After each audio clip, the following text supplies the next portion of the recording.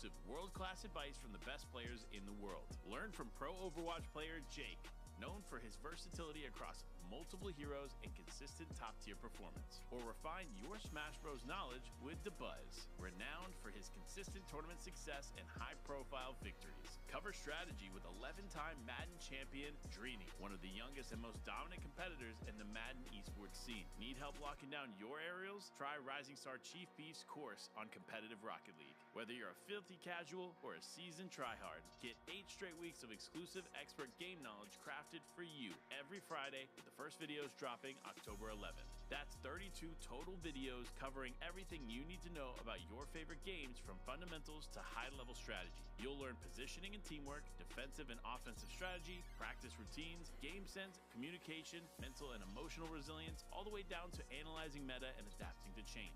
Everyone has something to learn and enjoy, and these courses are completely free. So what are you waiting for? Go to thenotwork.org/register to sign up and get access to these courses every Friday. I mean, what an insane tool that are at all of the competitors' disposal. The mentors themselves, I've also been watching some of the videos. It's just a really sick idea. Yeah, I need to catch up on them. I'm a little bit behind. I got to get my gameplay stepped up. Yeah, and again, we're going to be plugging that continuously, because it's one thing that you definitely want to try to take advantage of, especially as the end of the video said. If you're a filthy casual, much like myself, or a seasoned tryhard, you could be doing this for quite some time in your near future. This is a really good tool to make sure that you can get over that next step, which leads us right into our next discussion. It's going to be college football. Have you been watching Dreeny's videos? Because we want to see college football played at its peak. New introduction as far as the fall season is concerned, but tell us just a little bit about the game if these guys at home didn't see last week. Yeah, so college football, just typical format, you know, a little bit of shortened quarters. It's not going to be like the full-length game, like a real college football game, but and accelerated clock, so it'll be going pretty quick, and there have been some great matches so far that we've seen. The two that we casted the last week were insanely close and super hype. I was jumping out of the seat here. You guys didn't see that, but I haven't been watching a lot of college football or NFL football, so I'm getting my fill here. Yeah, Trey was definitely living up to the hype. That was all of the competition. Promise me I was sitting right next to this goober while it was all going down. He was deep into the plays, the audibles. Everything is just a sight to behold, especially if you watch traditional football, much like Trey was saying. I watch a lot of football as well, so just being able to see that adaptation live on screen to a lot of these competitors is definitely a sight to behold. We do have a game for you all to start off. We will have RJ Reynolds going up against Butler High School. And if you've been watching a lot of these streams, if you go to school, you're probably thinking, hey, wait a second, RJ Reynolds, that's a Western school. Why are they playing Butler versus CMS? That's because this is a non-conference match. Sometimes, and typically when you do have odd numbers of competitors, sometimes you do have to go for those cross-region matchups. In this case, the Western are going up against the Charlotte CMS region. Yeah, and I'm curious to see, like, here we've got our kind of, you know, back and forth about our teams going against each other, but today we get to, I guess, both maybe have a little backing behind Butler and the rivalry that we have in office between Western and CMS going on. Thanks, Skippy. I'm always going to be rooting for the CMS region to be able to reach the top. That's what's really cool. Just a little tidbit for us sitting here casting all of this and being able to watch as this continues to progress is that we just want to see these schools reach its peak. And this is the beginning of the story. We want to see it conclude and finish all the way down to states. Let's not forget about how that competition will level all the way up when you are in the same exact arena as your competitor as well. It will definitely be fierce. So RJ Reynolds seems that they will be playing the Alabama Crimson Tide versus Butler, who elected to play the Ducks. So we do have fair matchups. That is a rule that you can set. So whichever team did join first, pretty much the next player will be playing up or down to that rating should it be required. So kickoff immediately to Butler High School. Will bring it just to the 17-yard line, and their opening drive starts here. It's going to throw me every time talking about Butler because I'm going to think about the Butler Bulldogs in college. Yeah, exactly. You said Butler, and immediately I was like, that's Oregon. Seeing RJ Reynolds playing Alabama. That's what's always like super interesting too. We actually got a matchup. I'm pretty sure that it was happening in the Sandhills area where somebody just is a do or die, always picking the Tar Heels, no matter just their rating. I got to respect that. I went to University of Maryland, so I probably wouldn't elect to pick them first, but as the first play will be a running play, is able to gain 11 yards and immediately moving the chainmails down. I think I might have been able to get 3 yards off of that one. But like we've said before, starting out with a running game, usually a pretty good strat. Opens up the passing. Oh, don't see those often. False start. I'm pretty sure that's my first time actually seeing I mean, maybe it's I don't know if it's in the coaching videos. Maybe it's a valid strat doing the, what's it called, the hard count. Yeah, because, I mean, like, ultimately, the one mechanic that is always going to be talked about is the stadium post, or stadium pulse, excuse me. Pass all the way down on the line, just a little bit overthrown there in that moment of time after the loss of 5. Brings us to 2nd and 15, but without the stadium pulse, is that, like, I think that would be, like, the one thing that would mess up some of the AI that are playing the offensive line, so just a curious flag beyond me. Oh, yeah, true. I didn't think about that aspect as well. I'm trying to – does Oregon have some kind of alt uniform on? Oh, wide open. Great pass, great throw, is able to move the chains all the way back down towards the opposite 48. Brings us up to a 1st and 10. We've been seeing a lot of this, by the way. The rush offense, get back towards the line, call some audibles. Don't really want to give the defense too much time to be able to rectify what went wrong in the previous play, but it's actually a run straight up through the center, gain of 5. That was a real good read, too, there by the player. He kind of saw that he had 2 holes there, and you could see him, choosing the right hole to get through, get 5. It's always great to be short when you come up on 2nd and 3rd.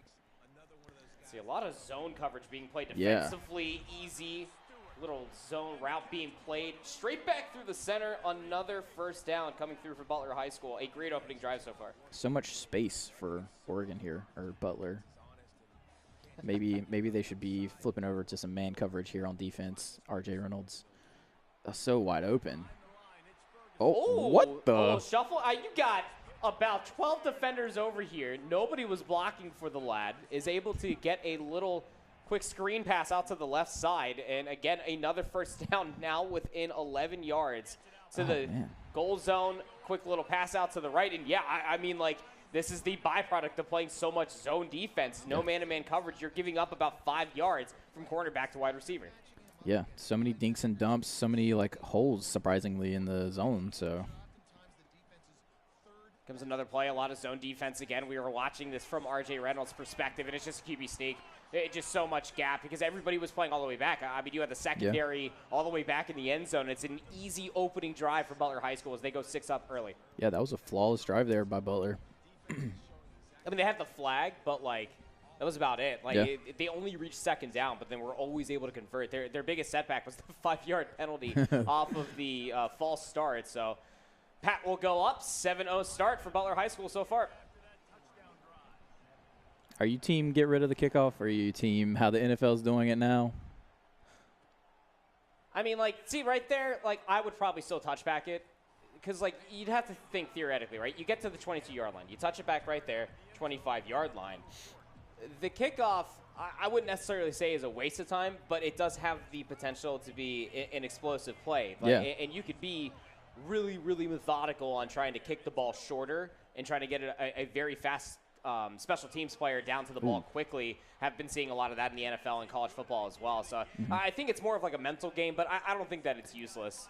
Probably didn't answer your question. I really don't have, like, Weimer thoughts about it. I think you kind of did. I kind of like how they're doing it in the NFL now. It still allows that explosiveness because, everybody wants to see a kickoff return for a TD, and it gives at the end of games. Yeah, it gives at the end of games people a chance, even if maybe there's not that great of a chance. I don't know. I kind of like it. And punt returns, I mean, we've even seen in recent memory a field goal come up short to get returned. But how about a nice little pass just over towards the right side?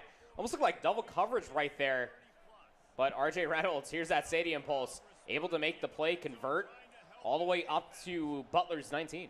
Looking like this might be a high-flying affair here. Oh, the pullback? Snap. Quarterback sneak. Oh, no. The fumble didn't hold on to it.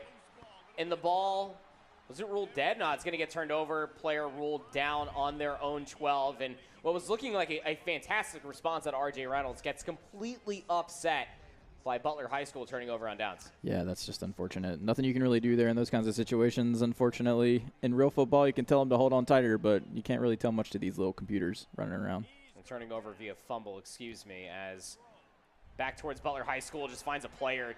Just, again, multiple player coverage, but able to make the connection all the way up to the 33-yard line now goes Butler High School. Yeah, again, just piecing up those little gaps in the coverage.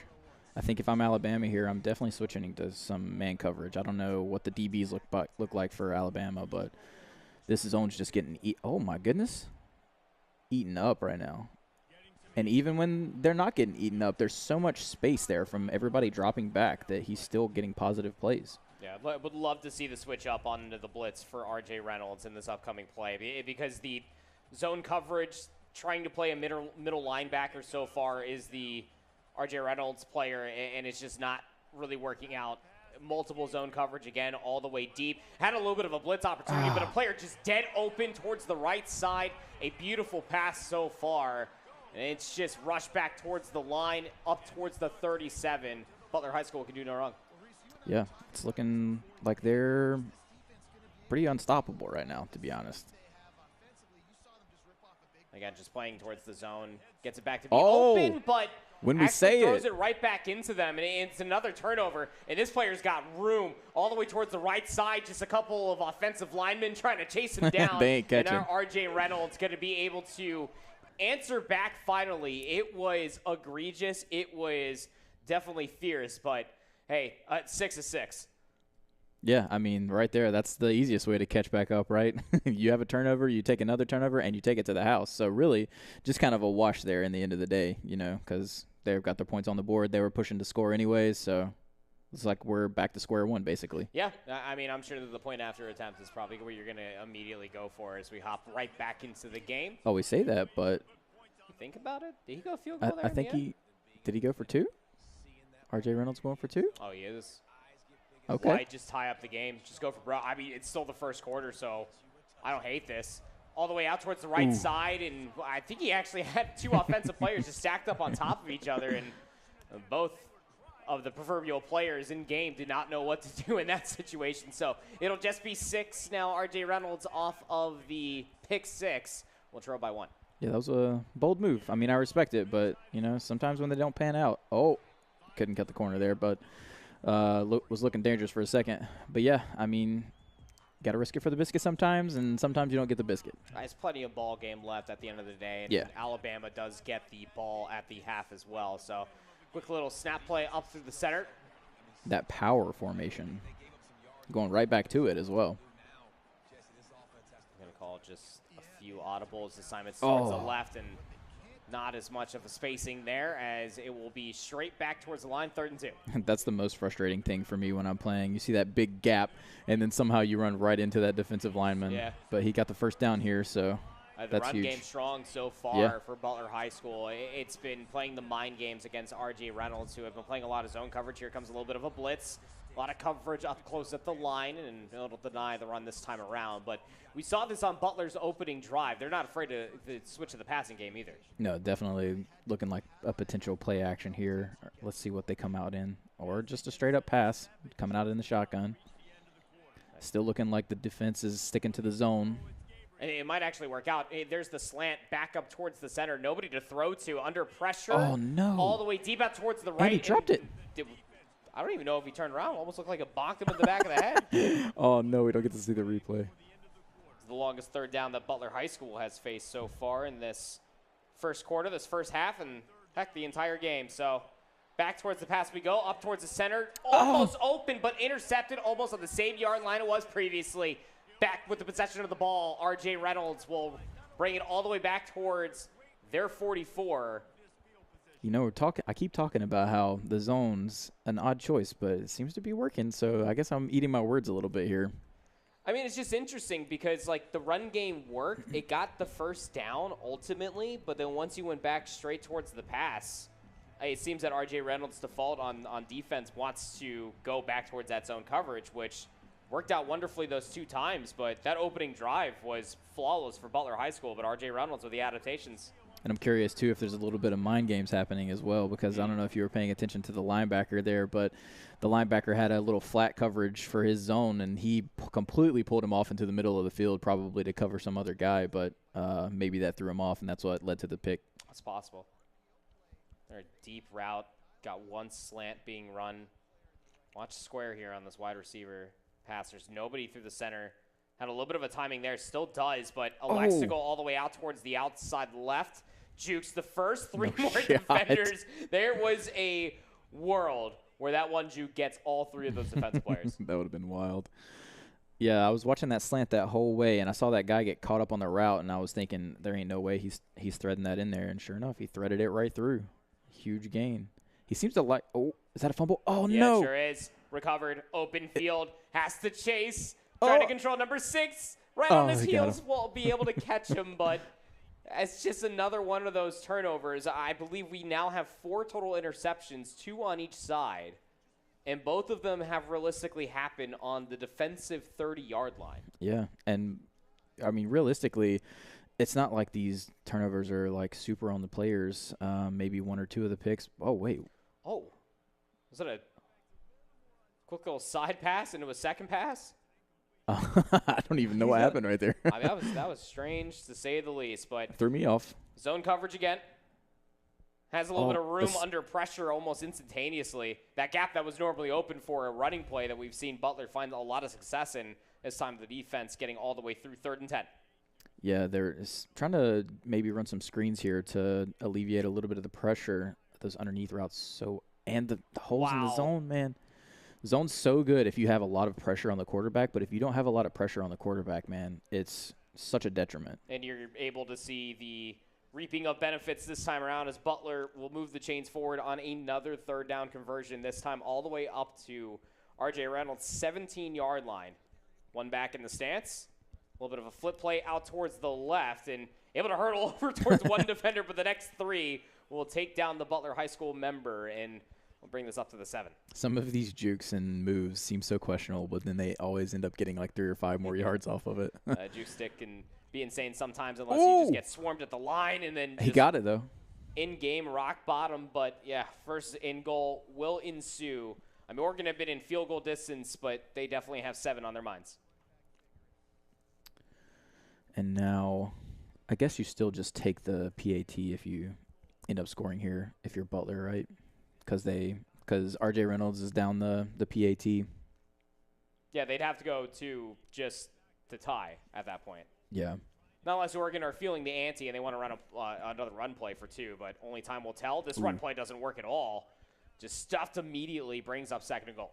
May not matter here. Alabama's defense, R.J. Reynolds' defense, trying to step up. Shotgun formation. So most likely we got zone. Player in motion as well here as the snap will the screen come again. all the way through the screen out towards the right side. Will bring up 3rd and goal, but up to the 1-yard line. I mean, I saw 3 zone calls being there for R.J. Reynolds. You're playing zone.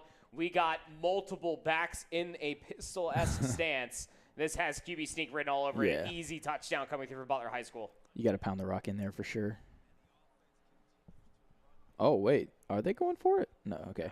But we've got a zone defense set up just in case. Just in case. Might be able to get the return here. Yeah, not gonna matter at all. 14-6, Butler. 2 minutes and 50 seconds left in the opening half here. R.J. Reynolds would love an answer. Here comes the kickoff on what potentially will be the last drive within this first half between a non-conference matchup.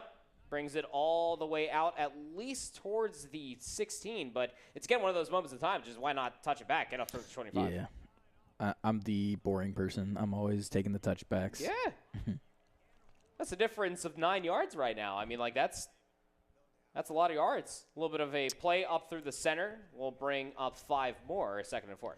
I like to see the run game a lot. Like I know in past like Maddens and whatnot, back when I used to play, it was very passing heavy. So seeing these run plays over and over and working so effectively, he's got 20, 30, all the way to the 5th. Oh no, he fumbled.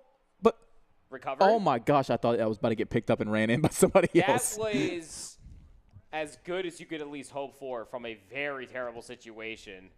I wonder what's going on here. It seems like there's a lot more fumbles in this game so far than what we've seen in the past. I reckon that there's probably a certain monicum of protecting the ball before the tackle actually happens, if that's still a thing. It's actually been a while that I've personally played a football game, but I imagine that there's some monicum of that. Oh, it's a huge hole. Left side. Number 5 being controlled by Butler High School all the way towards the line. The juke stick comes in handy, and across the line, he almost falls. He didn't score? The 1-yard line for RJ Reynolds. Oh, I thought they scored. Pound the rock. Don't pass it. He's got wide receivers on both sides. Okay, maybe don't. Got to run the ball immediately. We'll lose 3 yards from the play. You might be thinking pass here now.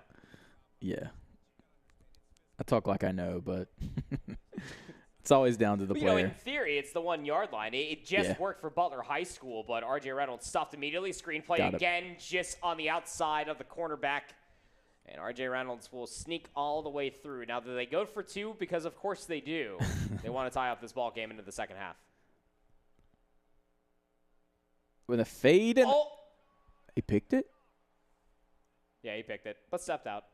Okay. So, no harm, no foul. The biggest difference is a 2-point difference. But let's not forget RJ Reynolds. You get the ball in towards the second half.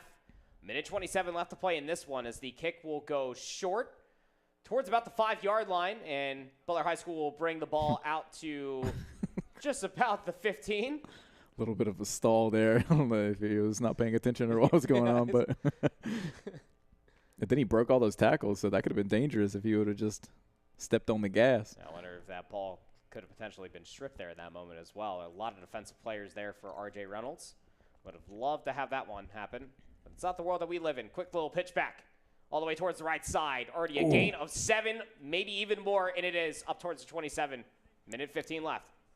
Oh, yeah, it's coming down to the wire here. They're going to have to maybe branch out a little bit, get some play action going. Nope, going right back to the same play, right? Oh, what the hurdle was that? Okay.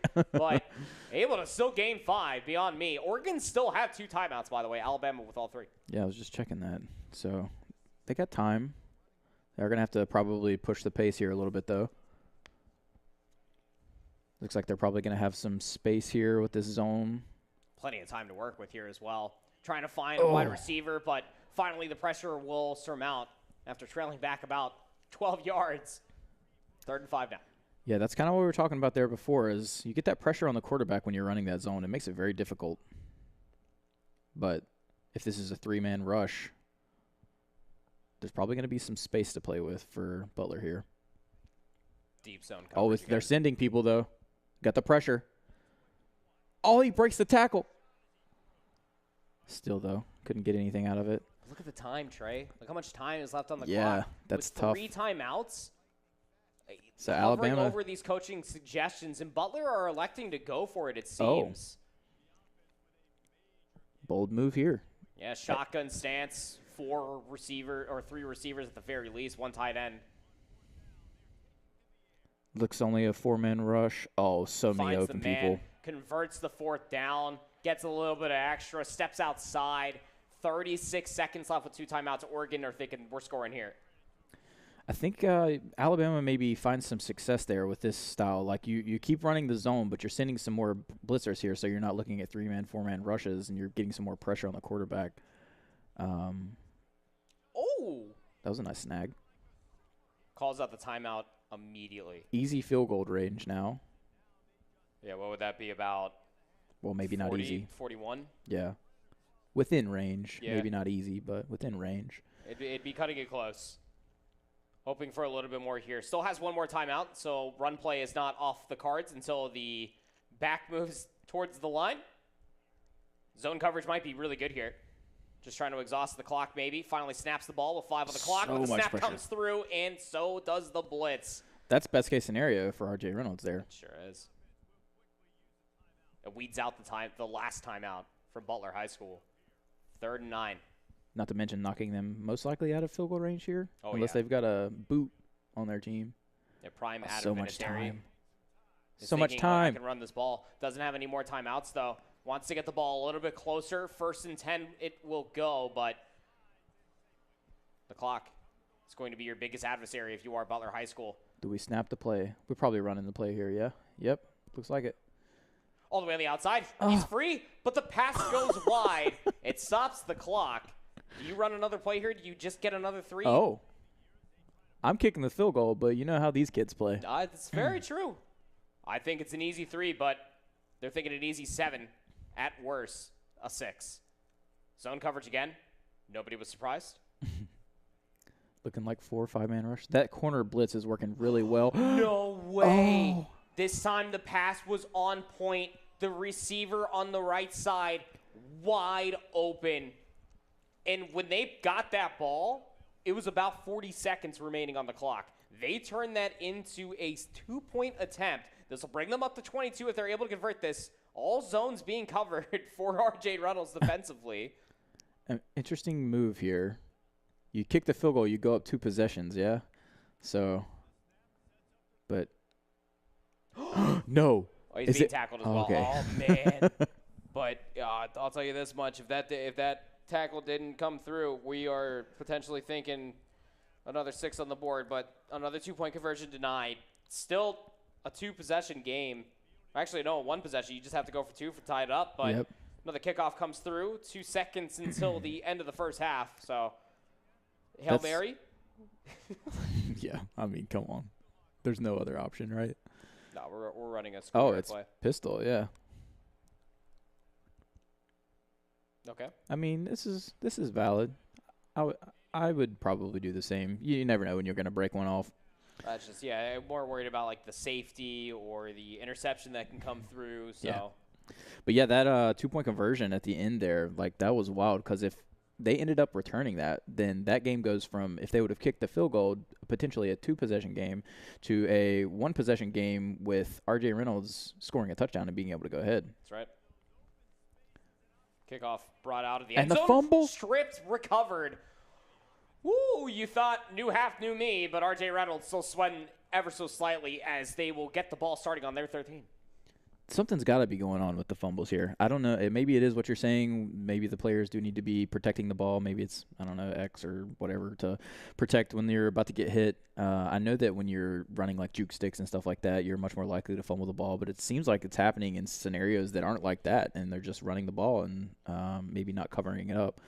Or maybe both the defenses are just really good and can strip super easily. But definitely seems like something's funky there. Also, I like how the pause screen there said 21 for Oregon because even the game was Did it? Sure that Butler should have just gone for the field goal. That's funny. All good. It is 20-12 as the second half is underway with this opening drive from RJ Reynolds. Immediate pressure coming through from Butler High School, 2nd and 10. It's the trade-offs, right? So when you're bringing that pressure like that, you're always risking the deep passes and whatnot, but the quarterback's got to have enough time to get it off, and the play's got to be just right. Receiver being looked at from the wide receiver play. He dropped it up, but almost just caught unattended receiver, a.k.a. I believe the cornerback there for Butler High School will bring up 3rd and 10. It's so interesting to see the totally different defensive styles here because it seems like a lot of man from Oregon and a lot of zone from Alabama. Oh, man. Nowhere to go. Yeah. Are we going to see – would this have been our – nope, they ain't punting. I was going to say, I think that might have been the first punt. Call, Cotton. I mean, you're all the way back on your 9. You're willing to turn over the ball here? That's the call he's got him, though. To be. But a man open downfield, able to convert off of a 25-yard plus throw and play. That's huge. And I'm seeing a lot of stars. I'm assuming those are their star players.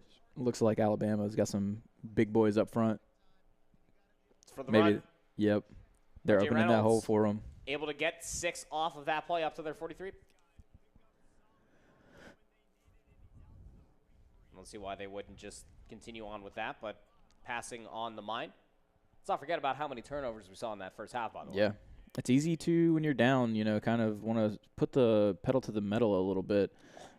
Open. All the jukes. Reception. And this guy's not even blocking for him. There's no block required. Oh, it doesn't matter. The backflip. Oh, man. What a celebration. What a moment for RJ Reynolds as they turn their opening possession into at least 6 here as they only trail by 2. His teammate there said, I don't need to block for him. Trust me. He's got this. Pistol formation again. Right up the – oh! No, so close. That looked like prime prime rhino in wrestling just gored this poor man out of midair. Oh, man. So still trailing by 2 are RJ Reynolds. That's a tough play. It seemed like the space was there, but the dive just not coming through. Let me guess. Oh, no. Switching over to a little man, maybe?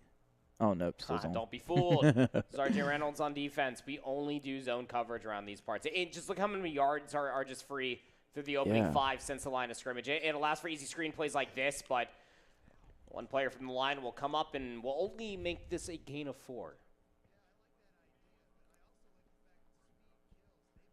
Probably sticking to the passing game here, looks like. Back to the shotgun.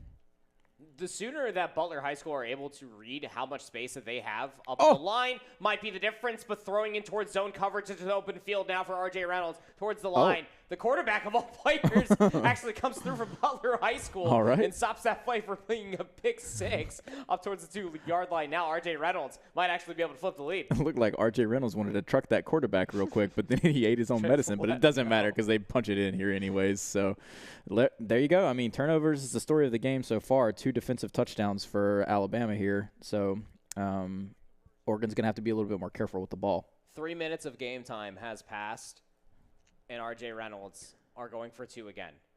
And it's a pick. No, it's going to happen. It's going to happen. Can you get there in time? If you're RJ Reynolds, chase him all the way down the field. Going to be so close. Flanked on the right side, but the player behind him might be able to catch him in time. Just cannot do it. 2-point returned. All righty then. There ain't no way.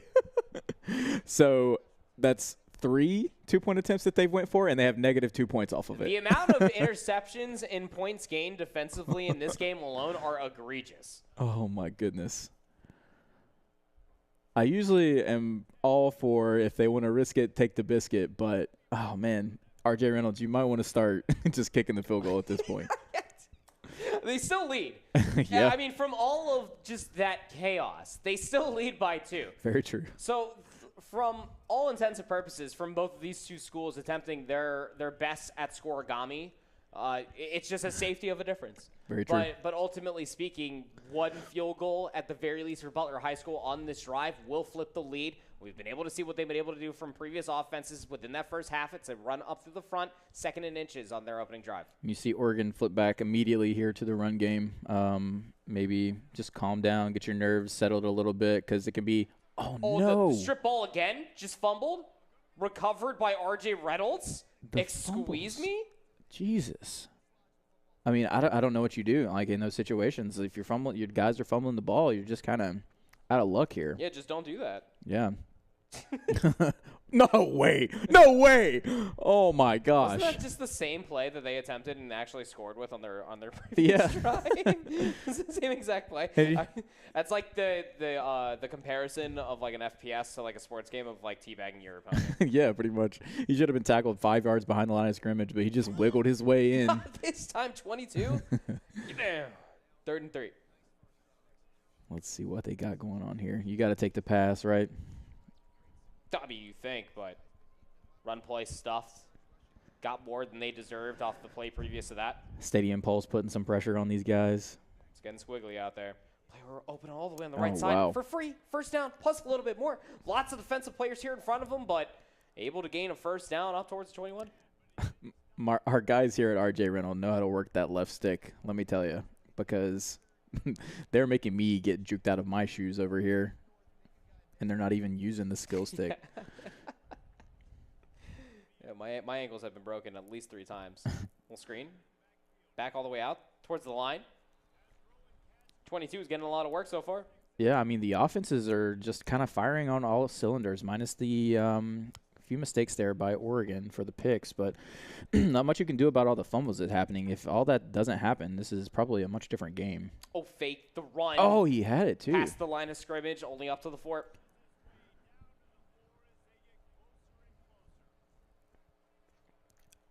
We know that there's going to be nothing but attempt at a touchdown here, so don't even expect this to be not 4-down territory. Oh, yeah.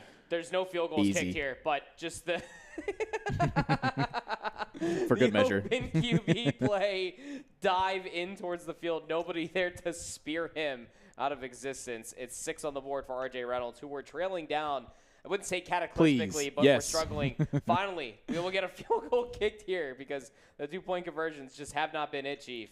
As the point after will go through, 31-22, RJ Reynolds lead. It was almost turning into a situation where I can't remember the team, but there's some team that their coach was so upset about how bad their kicking was throughout the season that they were putting out open tryouts even like a couple games into the season. So maybe there was no confidence in the kicker, but he finally puts one through. So maybe we can stick down that route. Brings it out of the end zone again. Oh, the juke stick goes crazy, but only up to the 14 again, comparatively to the extra 11 yards you could have gained if you just touched the ball back. Very I'm true. just saying. I know. I'm just saying. But it's so hard to not. You know it's going to happen if you're playing. You know you're about to break one off, but it just kind of never happens. Like in the grand scheme of the multiverse, 10 out of 100 yards doesn't seem like a lot until you say it's a 10th, but there's 10 yards right there. Moving the chains forward, now up to the 27, first in 10. Butler has a really good running game from what I'm seeing. They should probably stick to that. Another pass play, another Huge run holes. play. Why not? Straight up through the gut. He's very good, 7. very good at finding the holes. Like, it's not a very difficult thing to do if you're like thinking about it and looking at it, but it's a lot harder than it seems. So many times you'll run into your offensive lineman, or you'll get too close to the defensive lineman where they can just break off. So you got to find the good medium there so that you can actually get through the holes sometimes. End of the third quarter here. Will be now 3rd and 1 as we switch sides of the field once again, but plenty of ball game left for Butler High School to be able to put up at least 7. It'll bring this within a territory where they would only need a field goal. They've been able to exploit a couple of good interceptions from RJ Reynolds' faults before, but how about a blitz coming all the way through as soon as the fourth quarter gets underway? 4th and 10. And Butler High School, if they could rush back towards the line, even in their own territory, this could go wrong pretty quickly. Quick little flow play towards the center. Intercepted. Juke stick again. Will they get stopped before they can reach the pylon? Not going to be the case at all. RJ Reynolds tack on another 6. So the big difference that I'm seeing now in this game is we were talking a lot earlier about them running a lot of zone and not working for them. But the difference now is they're actually getting pressure on the quarterback and causing him to push those throws into those tight areas. And, oh, that was a nice pass. Oh, he didn't catch it. Unfortunate. But, yeah, pushing those throws into those tight windows, and sometimes when you try to do that, you're going to be throwing picks. So I think that's the difference in the first and the second half here. There's another short kick coming through. No choice but to bring it out. Just see a whole bunch of college men just running towards you. Just like, I don't know, man. I don't know if I want to run this ball out, but only able to get a few from that so up to the 12. He snapped back into reality there and was like, maybe I don't want to be here right now. I want to go home. Pass play for sure, you'd think. Yeah, they've got to turn up the heat a lot here. They need 2. Got a huge opening. Oh, is he going to? No. Still, though. Coverage was coming all the way through, so able to turn that into a very big play. Now all the way towards Butler's territory, taking a certain amount of time as the rush towards the line comes all the way through. Here comes everybody back towards the line of scrimmage. Looking to call this ball very, very quickly. Still zone and slight man coverage coming all the way through. The audible comes through from RJ Reynolds. Looking to play more zone coverage. Opens up a little bit of a gap for a QB sneak. Will slide all the way through the first yard line. Now up to the 24. Yeah, that's that kind of back to the first half there. Not a lot of pressure getting to the quarterback. Gives him all of that space to run and also the space for his passes if he can make them. But if you don't have your checkdowns, you have all that space to run anyways. Oh, a little bit back to screen. Nothing going there. But, yeah, this is crunch time for Oregon here. Yeah, Butler looking to at least put some points on the board here. They're going to have to hope for a miracle. Defensively, plenty of time, nobody open. Trying to get for the player all the way towards the left side. It will get picked once again, but on the 2-yard line of your own territory, time is but a humble essence of Butler's demise so far in the second half. And I was just about to comment about how those zones, once you get closer and closer to the end zone, they kind of contract, right? So it makes it a lot harder to thread those needles, and the space that you have when you're in the open field kind of goes away. So that's a product there of just not as much space in the zones for him to thread those needles. Running the ball can be scary, especially when you're so close to your own end zone. Screen pass towards the outside, just barely through the defensive player's hands. And, well, going to turn into a first down. And RJ Reynolds' goal so far is just to possess this ball for as much as possible and try to drain the heck out of that clock. Yeah, I'd be running. But I have a feeling RJ Reynolds is not. Oh. No, they hear you loud and clear. Okay. But it's also the potential for the ball to get stripped loose, and it will then get taken over by Butler High School in towards RJ Reynolds' territory, back towards the 28. Butler High School has the ball once more. You know what I think's happening? You ever played Mario Kart? Yeah, oh yeah. You know how when you're in the very back, you're like faster? Yeah. I think the game's compensating a little bit here. Maybe, I don't know. Sees teams behind, and they're like, oh, we're going to get a fumble for the other team. And then just let them get back in here real quick. I think it's definitely a part of, like, because let's not forget, like, in the rule set, like, there is fatigue. Yeah, and true. we have been running the ball quite a lot. There's been a lot of, like, deep plays being run as well. Very potential.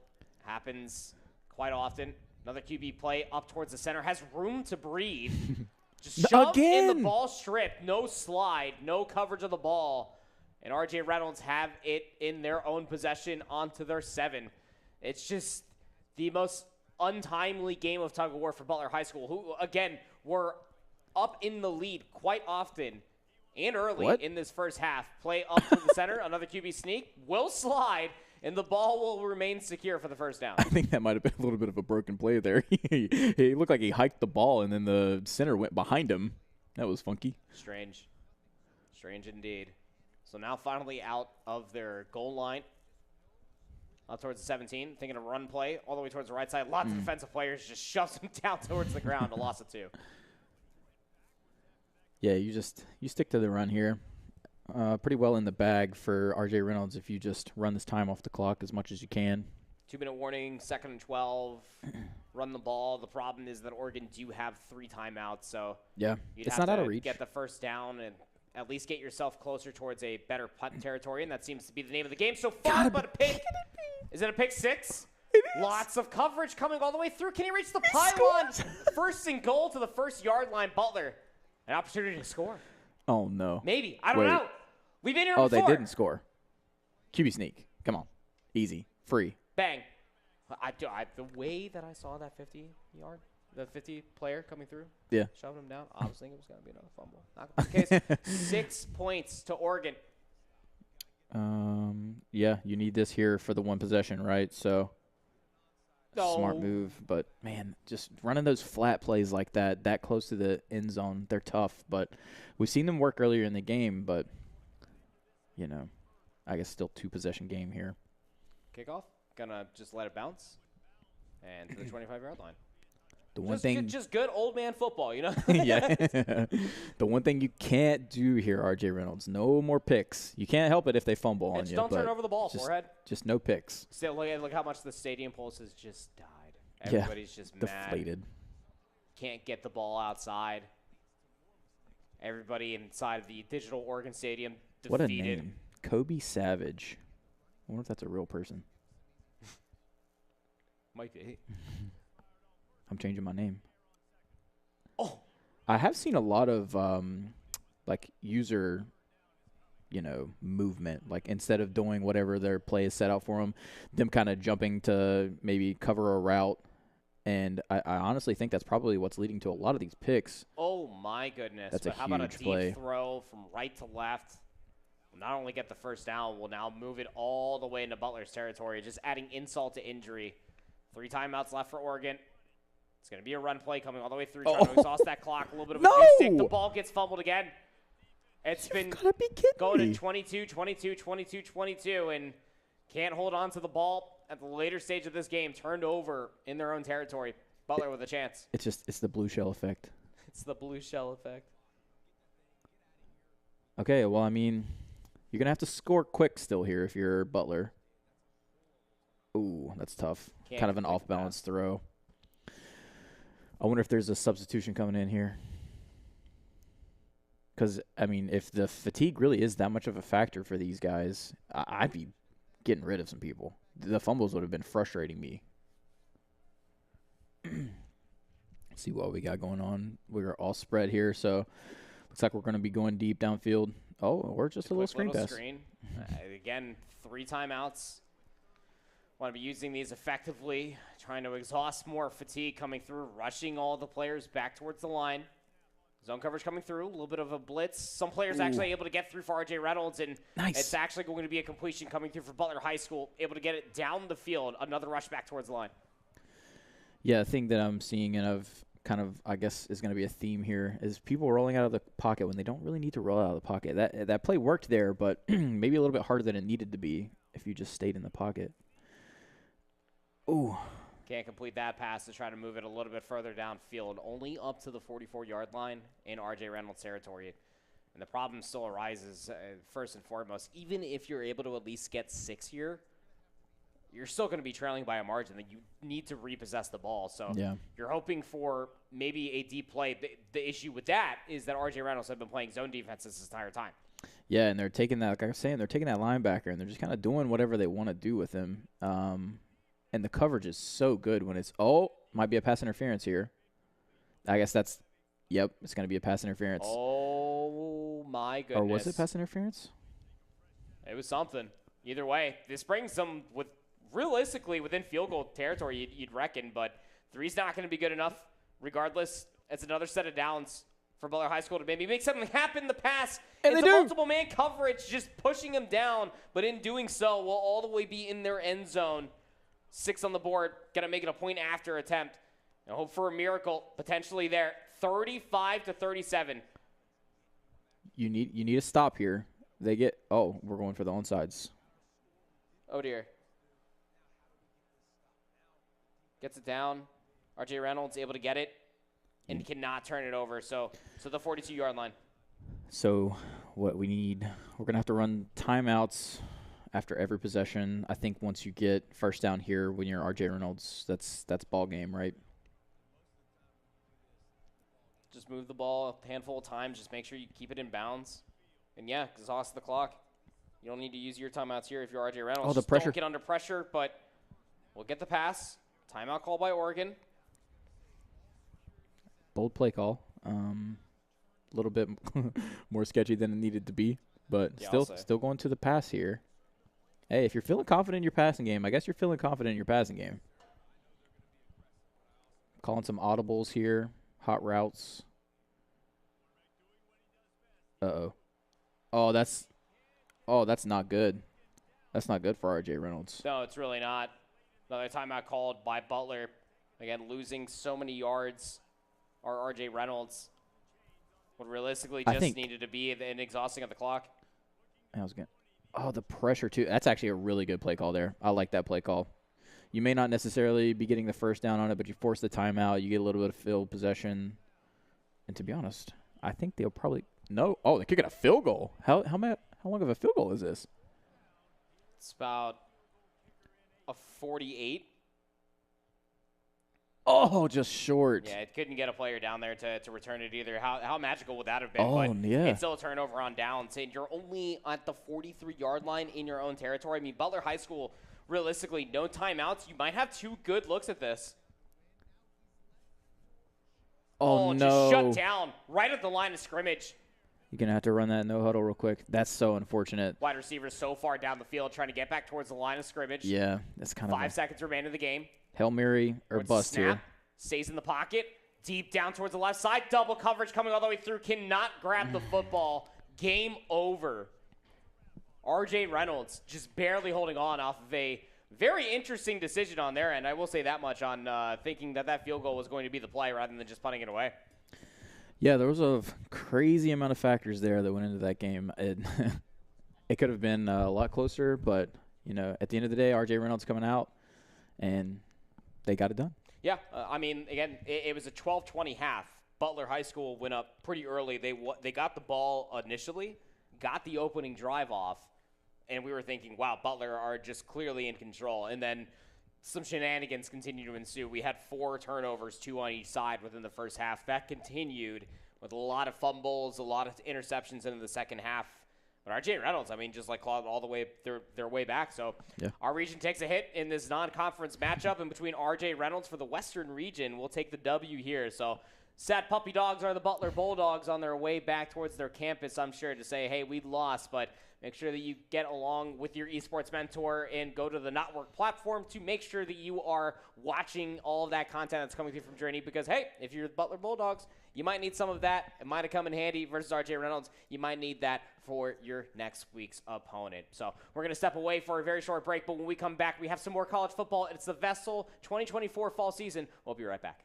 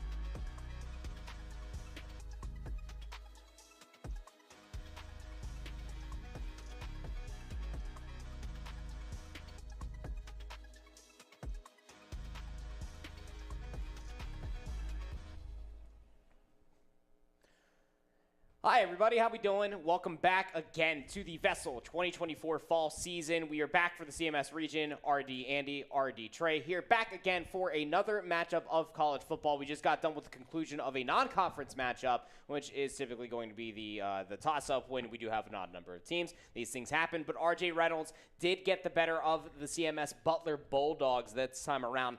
Now we're hopping in towards your neck of the woods, to your schools going up against each other. Myers Park going up against East Meck. Yeah, and this is a bit of a show match here, so I'm curious to see. These should be two good squads, and I'm curious to see what happens. Yeah, it'll definitely be interesting to be able to see how these two schools stack up against each other again when it comes down to East Mecklenburg High School and Myers Park, two very long-standing high schools that have been participating in VESL esports for quite some time. So that matchup should be ready to get underway here momentarily. My biggest question mark is, what schools are they going to pick? That's what I'm always curious about. Are we always going to go for the Alabama Rolling Tide? Are we going to be trying to go for UNC? Are we trying to get some representation? Maybe the wild card is going to go out there, and maybe somebody might end up picking, I don't know, like University of Tennessee. Probably wouldn't happen around here. Yeah, and I know there are a couple teams that are out there where they have like a special player, and the way that the player leveling works, sometimes there's like a little bit of strategy involved in choosing your teams. So maybe sometimes choosing the best teams in the game, you know, not necessarily the greatest strat. So I'm always curious as well to see how they choose their teams. Well, it's also interesting because like the way that like the mechanic of even teams works, it's whoever the home team is. So like technically you could force the opponent to like play down to you, and like it could be like a very scrappy game. Like you could pick like the most random college out there in the States, and it could be like a mess fest. Or you could pick one of the better teams, which we have seen continuously across the CMS region, and then we're having some very good competitive games, and then what we just had in between RJ Reynolds and Butler, towards the end, the fatigue starts to play into a factor, and then you start fumbling the ball, and you have to play a little bit more reserve. So, I don't know, an interesting meta to be talked about for certainty. So, Myers Park versus East Mecklenburg A is coming our way here very, very shortly as some technical difficulties. So thank you for sticking with us. Hopping into this game at the 1:45 mark at the first quarter, but I mean, so far so good. Not too sure which school is which, but whoever picked the Buckeyes are definitely living happy. I'll say that much. Yeah, it looks like there was some a lot of activity here in the beginning parts of the game. Their jerseys are way too close together for my comfort. The gray versus white. It is really weird to look at. I always just look at the triangle on who has the possession of the ball. Yeah. That's underneath the score. That's just how I know. Also, just like in the mind of like a colorblind individual. Oh yeah. Like it's like the same thing with like if they're like number representations, like depending on like the color. That's how I always typically do it. But so I have no idea who is who. But we'll figure that out here together sometime soon. But pass all the way through the center for player representing the Ohio State Buckeyes. Will move the chains forward and looking like another 6 on the board here shortly. Yeah, it looks like they've already turned up the pressure. A little break and tackle there leads to about a 10-yard gain. Got 9 out of it. 2nd and 1. So I think that East Mech are playing underneath the Longhorns. Okay. Further information required. Oh, the QB draw right up the middle. Brought it down inside the 5 there. Running in no huddle. Seems pretty typical for all these students. Pounding the rock right in. Just putting the pressure on. 21-0 already out of the gate for Ohio State here. I mean, you talk about making a statement. Yeah. Like, ultimately speaking, with the amount of times that these two colleges actually do face off against each other, like this is always like set to be like a banger matchup. But like as history seemingly doomed to repeat itself, every Ohio State fan is definitely eating happy if they think this is the scoreline that they get to look at, as there's only 44 seconds left in the first quarter. Oh my gosh, I called it. You got it right. Prod just confirmed it. East Mech, Texas. Yeah.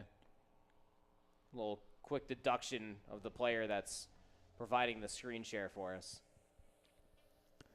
I've been told that I resemble Sherlock Holmes from time to time, but here comes the kickoff yet again, and well, East Mech gotta try to make something happen here with this drive. You'd think. You don't look like Henry Cavill to me. Yeah, but I could be. You look like the actual fictional adaptation of Sherlock Holmes. Sherlock Holmes, yeah. Like I'm actually the comic book character. Just right. Like, not drawn to scale. I'm a little bit too short. I'd probably imagine. Though people during that time period were definitely shorter. Yeah, so true. I would be a giant. Maybe. I just always thought that Henry Cavill was such an odd casting for that. It really is. It really is. I like the RDJ Sherlock Holmes. That was peak Sherlock Holmes for me. Yeah, that was a good movie. East Mech going to be able to at least get 6 off of this run, bring up to 3rd and 4. Yeah, so Texas East Mech, they're going to have to, unfortunately, probably get away from the run as much as they can. Just try to get as big a chunk as they can on each play. When you're down this far, this early, it's not impossible for them to come back, but you're going to have to start putting the points on the board, and turnovers are your friend when you're this far behind as well. So it could also be your biggest enemy as well. Yep. A lot of pressure just looking at that scoreboard, just being down by 21, and that's what I'm talking about. Try to get a little too cutesy. Second sack will come through for Myers Park. We'll bring up 4th and 10. All of that work for what? Yeah, throwing in those little funky blitzes, the little slot guy blitz or the corner blitz every once in a while to keep them on their toes. It's what they do in the NFL. It's what they do in college. It's effective in video games as well. Oh, try to get a little bit too big for their bridges. Try to convert the 4th down. We'll throw it right into the waiting hands of Myers Park. A turnover will occur, and just as you said, could be your best friend. Could also be your bite in the rear end. Yep. As now for Myers Park, they have an opportunity here to get another 6 on the board. And wait. That was funky looking. It looked like the receiver was calling for a penalty instead of trying to catch the ball there because he was open. I wonder if maybe it was a little overthrown. I wonder if like the AI would be able to to deduce that. You see it all the time with players. It's like they're walking up towards the referee and they're just right doing the flag animation. I It don't know why I was wouldn't doing that as if the camera could see. Wide open. Dot easy bang. Another 6 coming through for Ohio State, aka Myers Park. So what do you do here if you're Texas? You attempt to get any points on the board. You just running Hail Marys every play? No, that would be too much, because that goes back to our conversation of like the meta in between like defense, like what we were talking about with RJ Reynolds and Butler, is that like it's too easy to read at that point. Yeah. Just trying to throw the ball downfield too much. Okay, let's up our zone coverage. Like try to run the ball too much. Okay, let's start blitzing a little bit more. Or he tries to go for too many screens, same vice versa. But like something's got to give here. I mean, like there has to be some setup of plays, whether it's a certain series of slants, but elects to run the ball out. We'll bring it up to the 25-yard line. So just the nominal amount of -7 rush yards there. I'd say that's part of the reason why they're down so far here. Yeah, it's not good. It's not good. But yeah, I mean, I think you gotta just, I don't know, stick to it. But pitch. I don't know about the run game. But when you're doing that, I mean, it's working. So, you know where we're at now? Where's that? We are at a +4 yard for the rushing game. Hey, what a swing! It's better than negative. Heard it from CPA Trey here. Stay out of the red. Yes. 5 seconds left on the play clock. Last little second decision being called. 5 minutes left in this half. Here you go, though. Trying to make something happen. Player will catch the ball.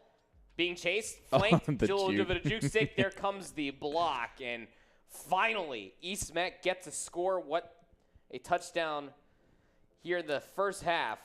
Well, at least get some points on the board. Surely you just go for the point after. Yeah, I mean, hey, that's what you need. You need those big plays, and now you're going to have to maybe switch up your defense. We didn't really see a lot of what was going on early in the game there when Ohio State was scoring a lot of their points. But if you were running, a zone, maybe switching it up to more man, get some more pressure, you're going to have to probably put a lot of pressure on with the blitzing in unique ways, any way that you can here if you're Texas, so that you can get to the quarterback, force some mistakes maybe, because you have a big deficit here still to cover. Looking like another deep pass if we're watching circle out towards the right side. That seems to be the intended receiver. All the way deep downfield, able to convert the catch and just slow walking, jaywalking back in towards the end zone. A little bit of a curtsy and a bow at the end. Another 6 on the board. I didn't even know they had that in this game. I thought they were all about respect in college football, not letting people celebrate and stuff. Insanity. 35-7. Yeah, this is, I'm not going to say unsurmountable, because we've all seen bigger deficits than this cleared, but this is a big one. Oh, man, mountains were meant to be climbed, I suppose. Yeah. And this mountain right in front of East Mecklenburg is labeled Myers Park, as they only see in game Ohio State Buckeyes, as many other schools have seen over the years. Talking about college football, of course. Able to gain 8 off of that pass up towards their own 33. See, now this is what you would maybe sort of expect to see from Texas as far as defense goes, that all-out blitz there. Ooh, tiptoeing. A little ballet-esque towards the left side. Able to gain a plethora amount of yards there up towards their 49. Yeah, you just got to keep the gas on here, Texas. We're rooting for you to bring it back. Well, did he get that? He did, yeah. Just stepped out of bounds. 2nd and 1.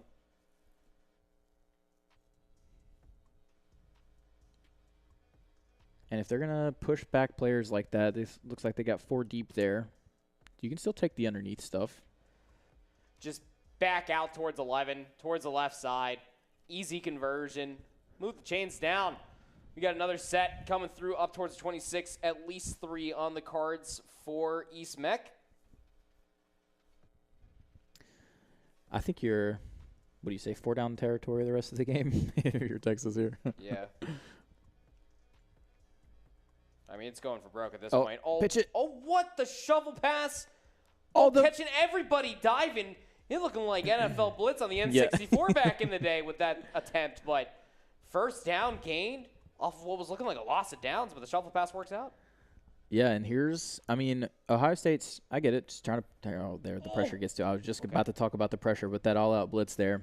Putting on the pressure, sometimes you get to the quarterback, sometimes that opens it up for them to, go deep there, and you're playing a risky game. allowing Texas maybe potentially to come back into the game. But, hey, if it works for you, it works. W quality change. Pass There you out go. in towards the end zone, and it will be a touchdown. Coming through for East Mac, getting at least 6 on the board here. Just slowly chiseling away off of the steep mountain. That is the 35-point gain in this first half alone for Myers Park thus far. Going for 2 here. Maybe.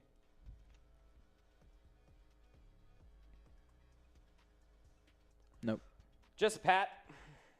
Punches at 3. Okay, Barely. I thought we were about to get a doink. Then we were really playing college football out here. But Yeah. able to at least get another 14 points on the board now. 2 minutes and 19 seconds. So probably going to get one play off before we get that 2-minute warning. And I'm not sure who got the ball first here, but if somehow Texas can get the ball back. Bringing it out. Bold move, Cotton. See if it pans out. Nope. Brings it up to the 15. So Texas gets the ball back here. This seems like a huge lead here, but if Texas ends up with the ball back, they score, they get the ball at half. That's a 14-point turnaround right there, and it's a one-possession game. Quick maths. So definitely not game over yet for Texas, but it'd be huge for them to get a stop here, and first down's not going to help that. Some schoolyard shenanigans as the run play will go all the way towards the right side, and first down will come through as the 2-minute warning will pass. All timeouts are still available for both East Mac and Myers Park. So we have a deep play being run, almost looking like a desperation play, and leaves the quarterback completely open. Well, Patrick Mahomes' move as the quarterback will stiff arm, has a player open down the field. He stuffed it. Stuffed it. The animation from the ragdoll, the defensive player was strange, but it stops it in its tracks. What was looking like a very good opportunity there for Myers Park. If that player got to the quarterback there, this is a very tight ball game. But Ohio State's still here with the ball. And it's still 3rd and 10 now. If there's a stop here, Texas is looking pretty into getting back into this game. Yeah, stopping just play after play. And it seems to be at least a run to make the punt get a little bit closer towards the end zone, towards the outside. Hold on a second. Okay, never mind. Can't juke the second player. Will actually lose a single yard on that down, and nope. I'm waiting still for the first punt to happen.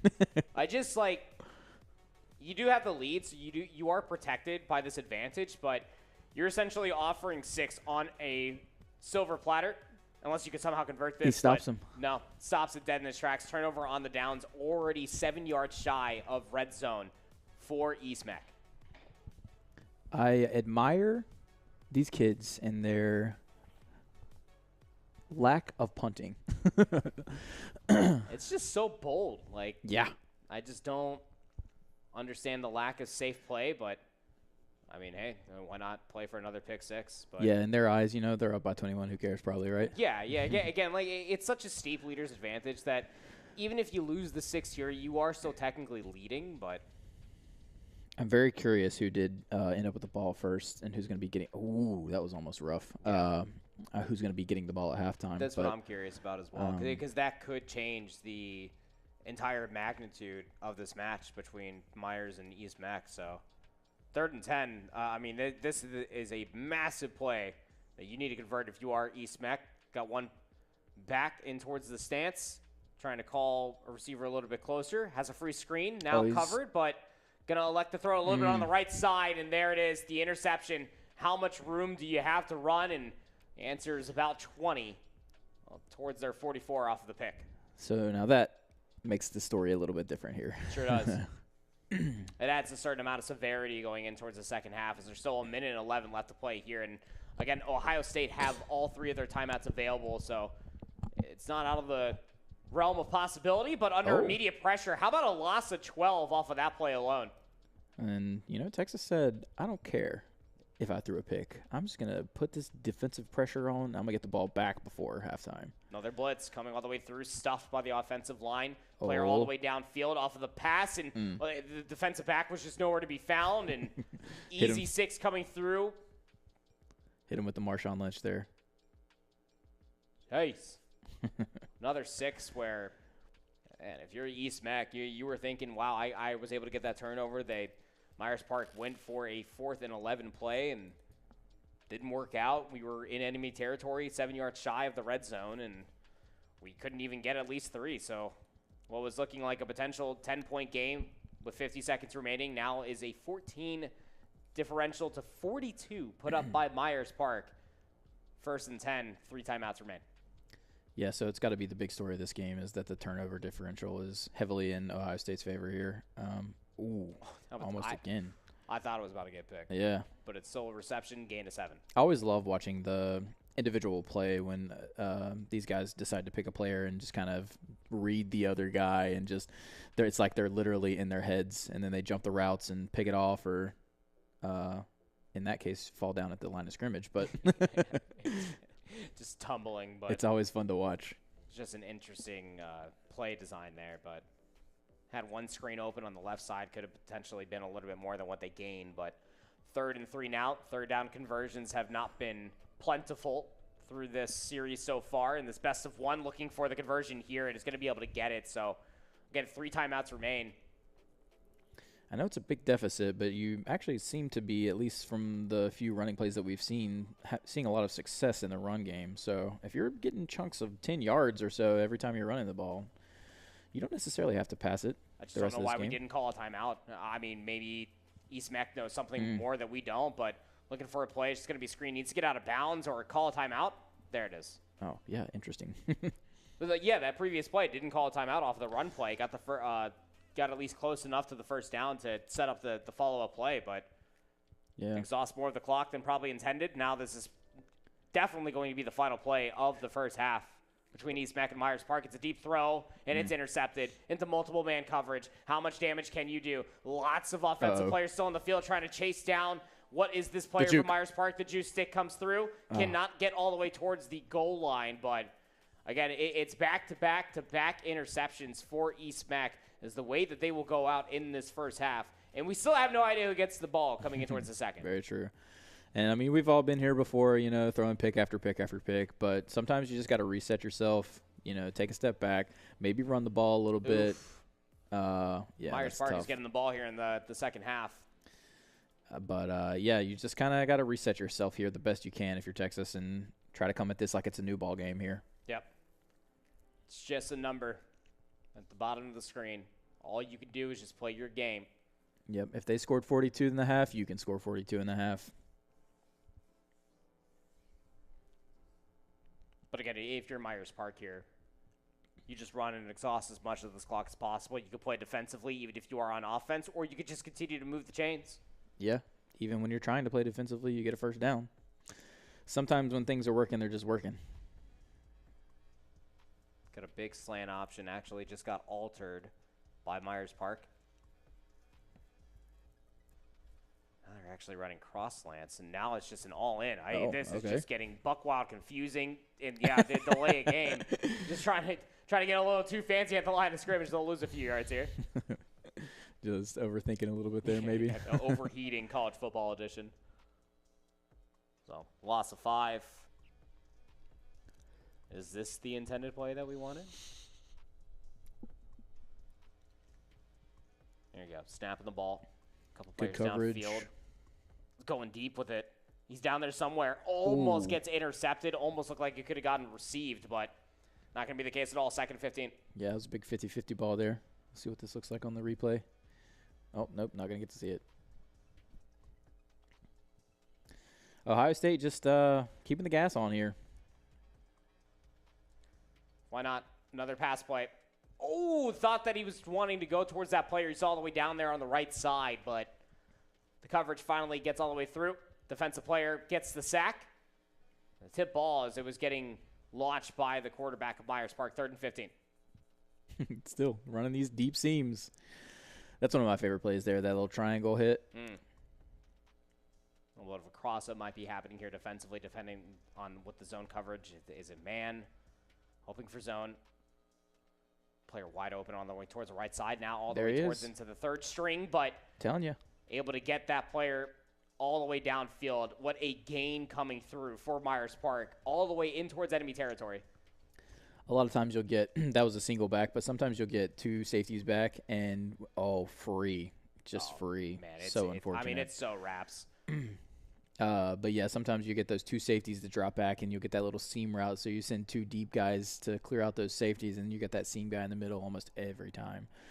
And even right there, you saw and just got single coverage because the 1 deep safety, and he had the underside, so just a free deep pass there. And coming close to the half-century mark here for Ohio State. Not quite sure what you do if you're Texas. And the point still remains. The laundry list starts and stops with you just need points on the board. Yeah. I think that's the only thing that you could possibly do, which has been the biggest difficult so far. But how about a little bit of a slice of a kick? As, looking like me out there. Yeah, same, on God. So, you take these where you can get them. Starting all the way up at the 41-yard line is massive for East Mecklenburg High School. Still plenty of ball game left. Never kind of want to count on anybody. Hold the capture. Oh, okay. The juke, stick immediately, first down plus a little bit extra. And the protect the ball thing that we were talking about the game before. Look how he's carrying the. Oh, it keeps cutting away, right? He was like. Cradle it. Yeah, he was on this one though. He was just running with it wide. So there definitely is a button you're supposed to be pressing to cover up the ball when somebody gets near, because that looked like it was about to be fumbled.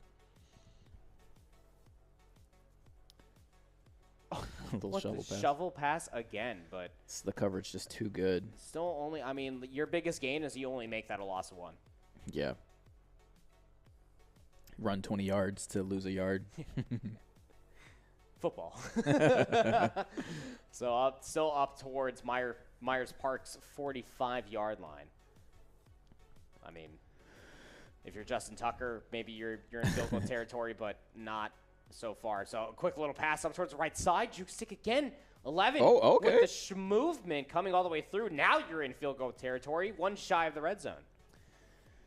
Yeah, and you see little sparks here from the Texas offense. So they clearly can put some things together. But the biggest thing at this point that you're going to have to focus on is no turnovers, and you're going to have to push for turnovers really hard on defense. The best strat may be to kind of take over your individual control of a player and sort of try to become that X factor in the game. Stop letting the computer play for you and try to jump out there and read your opponent. But I'm just grasping at air at this point, trying to help out for Texas to close this gap a little bit here.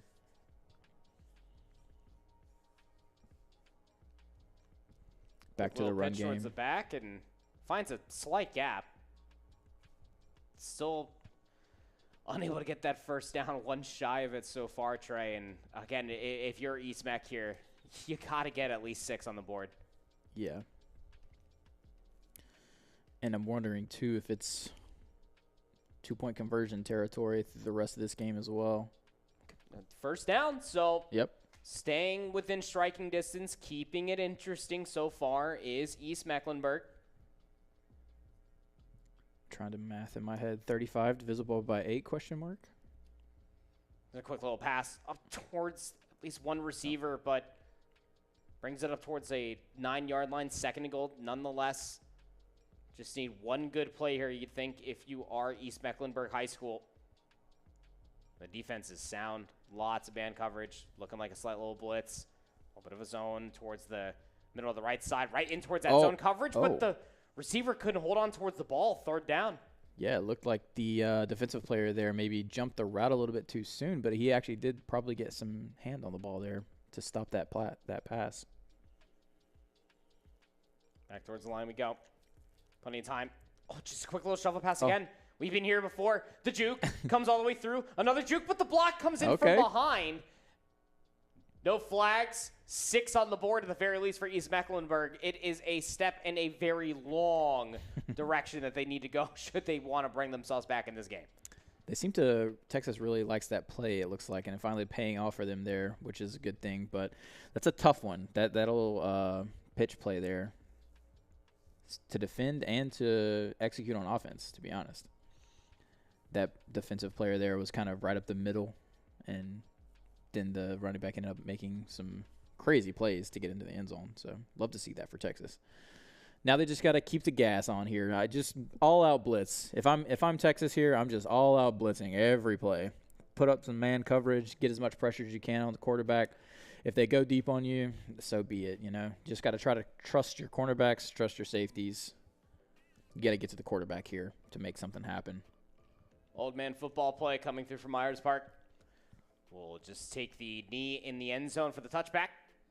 49 points already on the board. Up towards their 25 is where they will start this drive. Pass deep downfield. Ooh. One defensive player there was thinking interception. Offense had to turn into defense very, very quickly. Second down.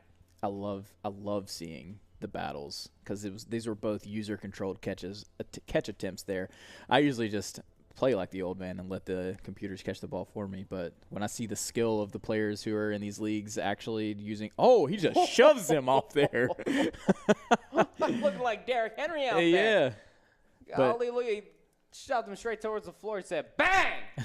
Get down there. Get off me. There was like 6 guys there. That was crazy.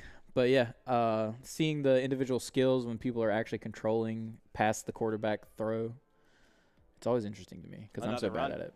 Coming through. Just shoves him away again. This running back is ferocious. 1st and 10. Yeah, it's a big boy. Literally is Derrick Henry back there. All right. Got some slants. One player just running a quick little hook.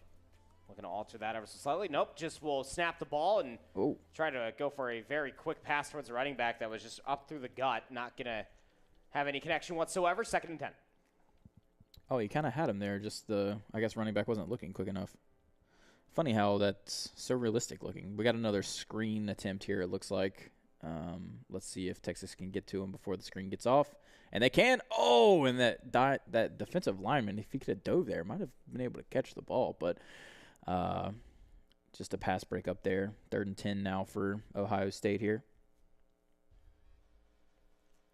Just almost a very identical play that we saw just a handful of moments ago. Just opposite receivers on the opposite sides, but comes the blitz, gets the pass out this time towards the right side, towards the running back. Tries to go for the hurdle, spine buster to the floor. Yeah, that was not the gracefulest of moves there, but yeah, they ran that screenplay. It looked like 2 or 3 times in a row there, finally paying off for them. Back to the pass game here. Got a guy deep, 2 double coverage. Oh, no. Pass breakup comes through there. Into the 3rd quarter, on to the 4th here. So 28-point deficit here for Texas going into the 4th. 7 minutes with an accelerated clock. Yeah, 15-second accelerated clock was going to be my point to bring up here. Is going to be their biggest adversary, in my humble opinion. It's not out of the world of possibility, but Ohio State still possessed the ball. 2nd and 10. Looking to get the quarterback to draw out a lot of defensive players. Gets the 1st down. The fumble comes through, and Myers Park will reluctantly hold on to that football. Would have been deadly should that have turned over. Dang. Yeah, I mean, that's what you want if you're Texas, right? You got to capitalize on those potential turnovers. That could have been huge for them to get back into the game here. But they're still keeping good pressure on the quarterback. That's all you can do. Just keep pressuring them. Hope that Ohio State makes a mistake here and can let you cut into that lead. Pass out towards the right side will actually lose a yard. So now we go back towards the run game. Juke stick. Literally has 2 more broke players just flanking them. Going to bring them down towards the 13, but still another set of downs coming through for Myers Park. Yeah, it's a big 1st down for Ohio State. It looked like some momentum maybe was building there for Texas, and Ohio State just immediately cuts it off. And now they're pressing for this, breaking the half-century mark here. Oh, I didn't. There's so many white. It's all the same. It's all the same color. I don't even see what happened in there. It's very mesmerizing. Able to connect with the pass, though. Now 1st and goal up towards the 1-yard line. Shotgun towards the run, and it's just a waltz on in towards the end zone because, of course, it is. Myers Park have been pretty dang good. This entire best of 1 versus East Mecklenburg will put up their 55th point off of that touchdown score. Yeah, that's a big number. Don't usually see these types of high-flying affairs, but 21 points obviously is not even something to sniff at, but Ohio State's just clicking on all cylinders here. Yeah. I mean, every single play, they have faced a certain amount of adversity, but you go back to that entire drive, it was the 4th down conversion off of a very deep pass that kept that entire drive alive. So here comes the fair catch. towards the end zone, 25-yard line. We will start for East Mecklenburg off of a do or do not situation for this drive. Need at least 6. That was he was real close to the line calling that fair catch. He sure I was worried he's going to end up on the 1 there. Broken tackle. Shakes the tackle away and towards the secondary, able to look at the first down. Yeah, and that's what you need, getting big plays. Sometimes you can get it from the run game. Sometimes you can get it from the pass game. Doesn't matter. But, yeah, you're going to have to no-huddle it up here and keep that foot on the gas. Yeah, just 2-minute drills coming through, but quicker, you would think. 30 seconds at most. Good coverage. This is tough. A lot of time spent over here. We'll actually just draw out the quarterback, just try to get it done themselves, and we'll just dive. Then we're already past the first down, but towards Edmond territory, East Mecklenburg will move. There you go again. Another running play for, granted, broken running play, but. Oh, no, running. Oh, what, you just shoved down the defender. Excuse me. But. See, that's where I know almost for sure what was happening in this guy's mind. He was looking downfield, not really paying a whole lot of attention to the line of scrimmage, just kind of ran over that player there. I've been there many, many times before. It even happens to pro NFL quarterbacks when they're so tunnel visioned on deep wide receivers. Here comes a little bit of a slant through the middle. Receiver cannot hold on towards the ball. 3rd and 10. Yeah, I think I'm Hail Marying it up at this point. Every play. Need it. And even if you don't convert this, you're expecting for another deep pass play if you are Myers Park on a defense. So quarterback will hold on to the ball, try to protect it, get at least 3 yards, but it's not good enough. Yeah, 4th and 7 here. See if they can keep themselves alive a little longer.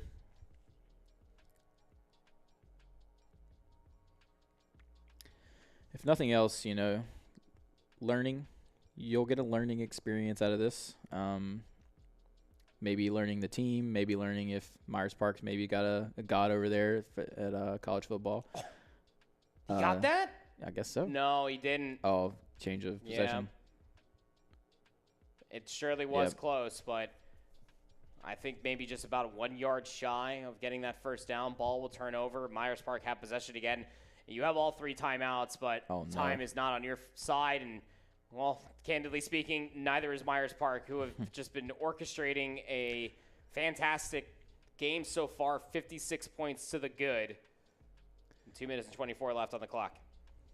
Yeah, even if you're running the ball like that, just nothing you can do. Running the ball like across that. The clock, just hurtling over everybody. What the heck was that? 10 guys there and just can't get them down, but eventually get them down, and there goes the 2-minute warning. So down to 1:57, 2nd and 4. Myers Park still possess the ball. Don't need to exhaust any of their timeouts. Just continue to run the football, gain yardage where you can. 3rd and 3, though. Yeah, I say you probably don't even see the timeouts come out of Texas here. They're probably just playing out the game here. Have actually a deep Hail Mary receiver. Going to be running all the way downfield. Goes for the screen. First down. Gained. Easy. Gets a little bit more. And stays in bounds, too. So the clock will continue to exhaust. And we saw at the end of the first half, East Mecklenburg are just allergic to hitting that timeout button. Not like it really matters. You still trail by 35. Yeah, I think maybe a little bit of accepting defeat here at this point. But valiant nonetheless. We saw the pops. We saw a lot of bright spots out of the offense for East Mecklenburg. But at the end of the day, a lot of turnovers came all the way through. A lot of points scored early. I mean, we hopped in here, and there was 6 minutes exhausted from the first quarter, and Myers Park already put up 14. But how about that little cutesy play? We'll actually lose 12 yards, bringing it all the way back towards the 44-yard line of East Mecklenburg's territory. Then we got a little bit of a Hail Mary play again, all the way towards the shotgun. We'll draw out towards the right side. Myers Park needs to get rid of it, and, well, just the timing ever so slight, 3rd and 22. Yeah, it takes so long when you roll out like that to get your quarterback to reset so that you can get a good precision pass off. That's why when I play, I try to stay in that pocket as much as I can, but sometimes you got to get outside of it. Quick little run play up towards the center, just too many men covering it. We'll draw up 4th and 21. Myers Park, again, I mean, we talk about leaders advantage. It's not the smartest play, but screw it. You're up by 30 plus. So we'll be looking to call a series of audibles here just to make sure that it's the play that they want the most. They have one back behind them looking to block to make sure that at least one of these passes goes off. A little bit of a triangle up towards the top right. Lots of zone coverage up there. We'll just try to get rid of it. Exhausting a lot of the clock. Just trying to play a game of hot potato does not work out. Timeout called for a reason, but turnover nonetheless. Interesting. Maybe the misunderstanding of a little bit of a clock management stuff there from Texas. Maybe that's something that we're talking about. Oh, my gosh.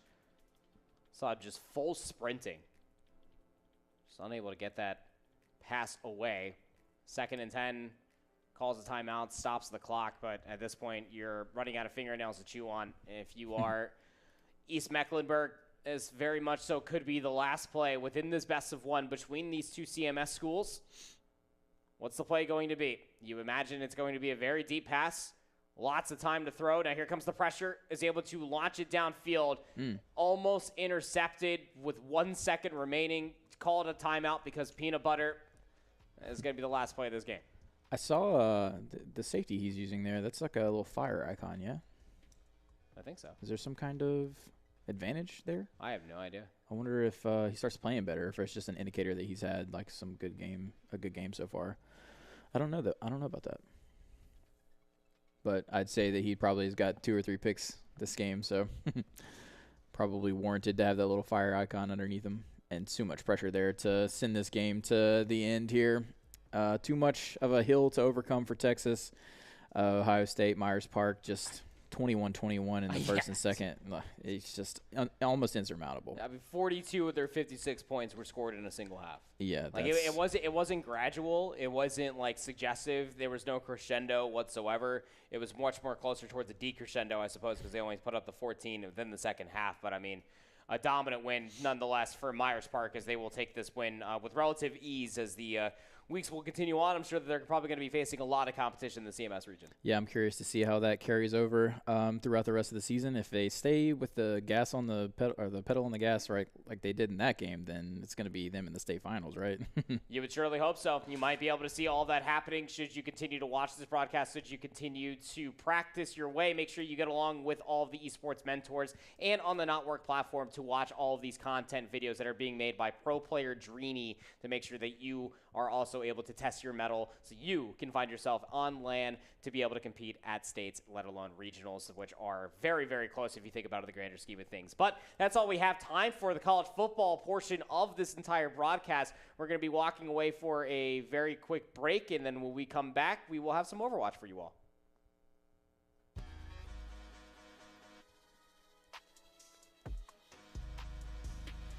Not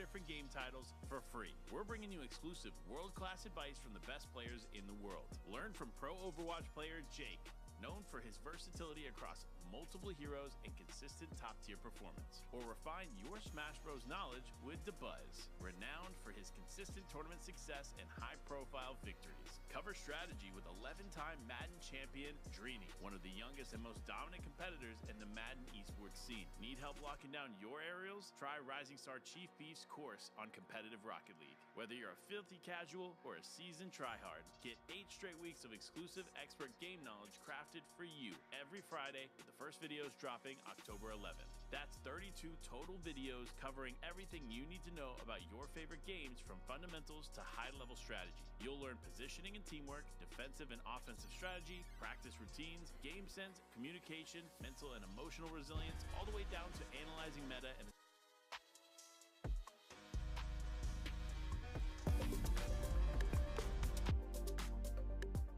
obvious things are it's a space for students to game, but I think this space provides a lot of other learning opportunities and experiential learning opportunities for students. The career transfer pieces, whether you're in media, production, or you're doing event management, we have an opportunity to train students to get out in the community to help us lead a lot of different esports initiatives, both locally, regionally, and nationally. Tournament hosting, sponsorships within the esports community, continuing to build our competitive edge with our student recruitment. I think that UNCG's positioned itself to really be the leaders on that forefront.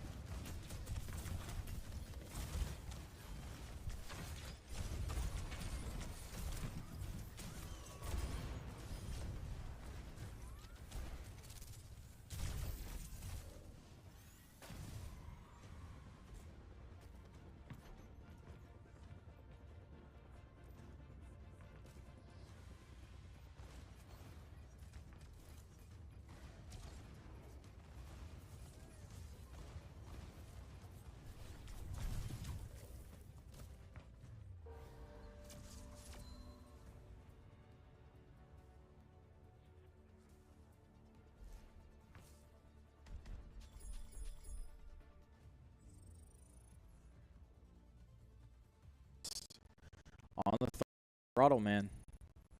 That was impressive to watch. It really was. 4 minutes and 5 seconds in the bank for Palisades. You couldn't really tell from the UI here, but you start with 4 minutes altogether, and you gain about 1:30 once you capture each point. Yeah. So they not only replenished all of the time that they lost amidst all the team fights and the payload moving, they actually gained time. And I know 5 seconds doesn't seem like a lot, but it's just a feat within its own self. Yeah, that's wild, and that plays into the overtime, right? Yes, it sure does. So I mean, if you're now Porter Ridge, you have to finish with at least 1 second. That'll give you an attempt at offense, and it'll go to overtime immediately, obviously, where Palisades will be on defense first, should that happen. Now, Porter Ridge just captured the point, and it's in overtime. They capture all 3 points. They will have to hold Palisades cleanly to just 1 segment. If you're confused on what I mean by segments, there's 3 total segments on the capture point. You'll see here very soon once this round gets underway. And they can only allow a third of 100% to come through. That's 33.333333% for those that do not like fractions. So you would think that the pressure's already on for Porter Ridge just to be able to capture this point, let alone with time. 4 minutes is no easy feat when you have to do it and answer back in kind.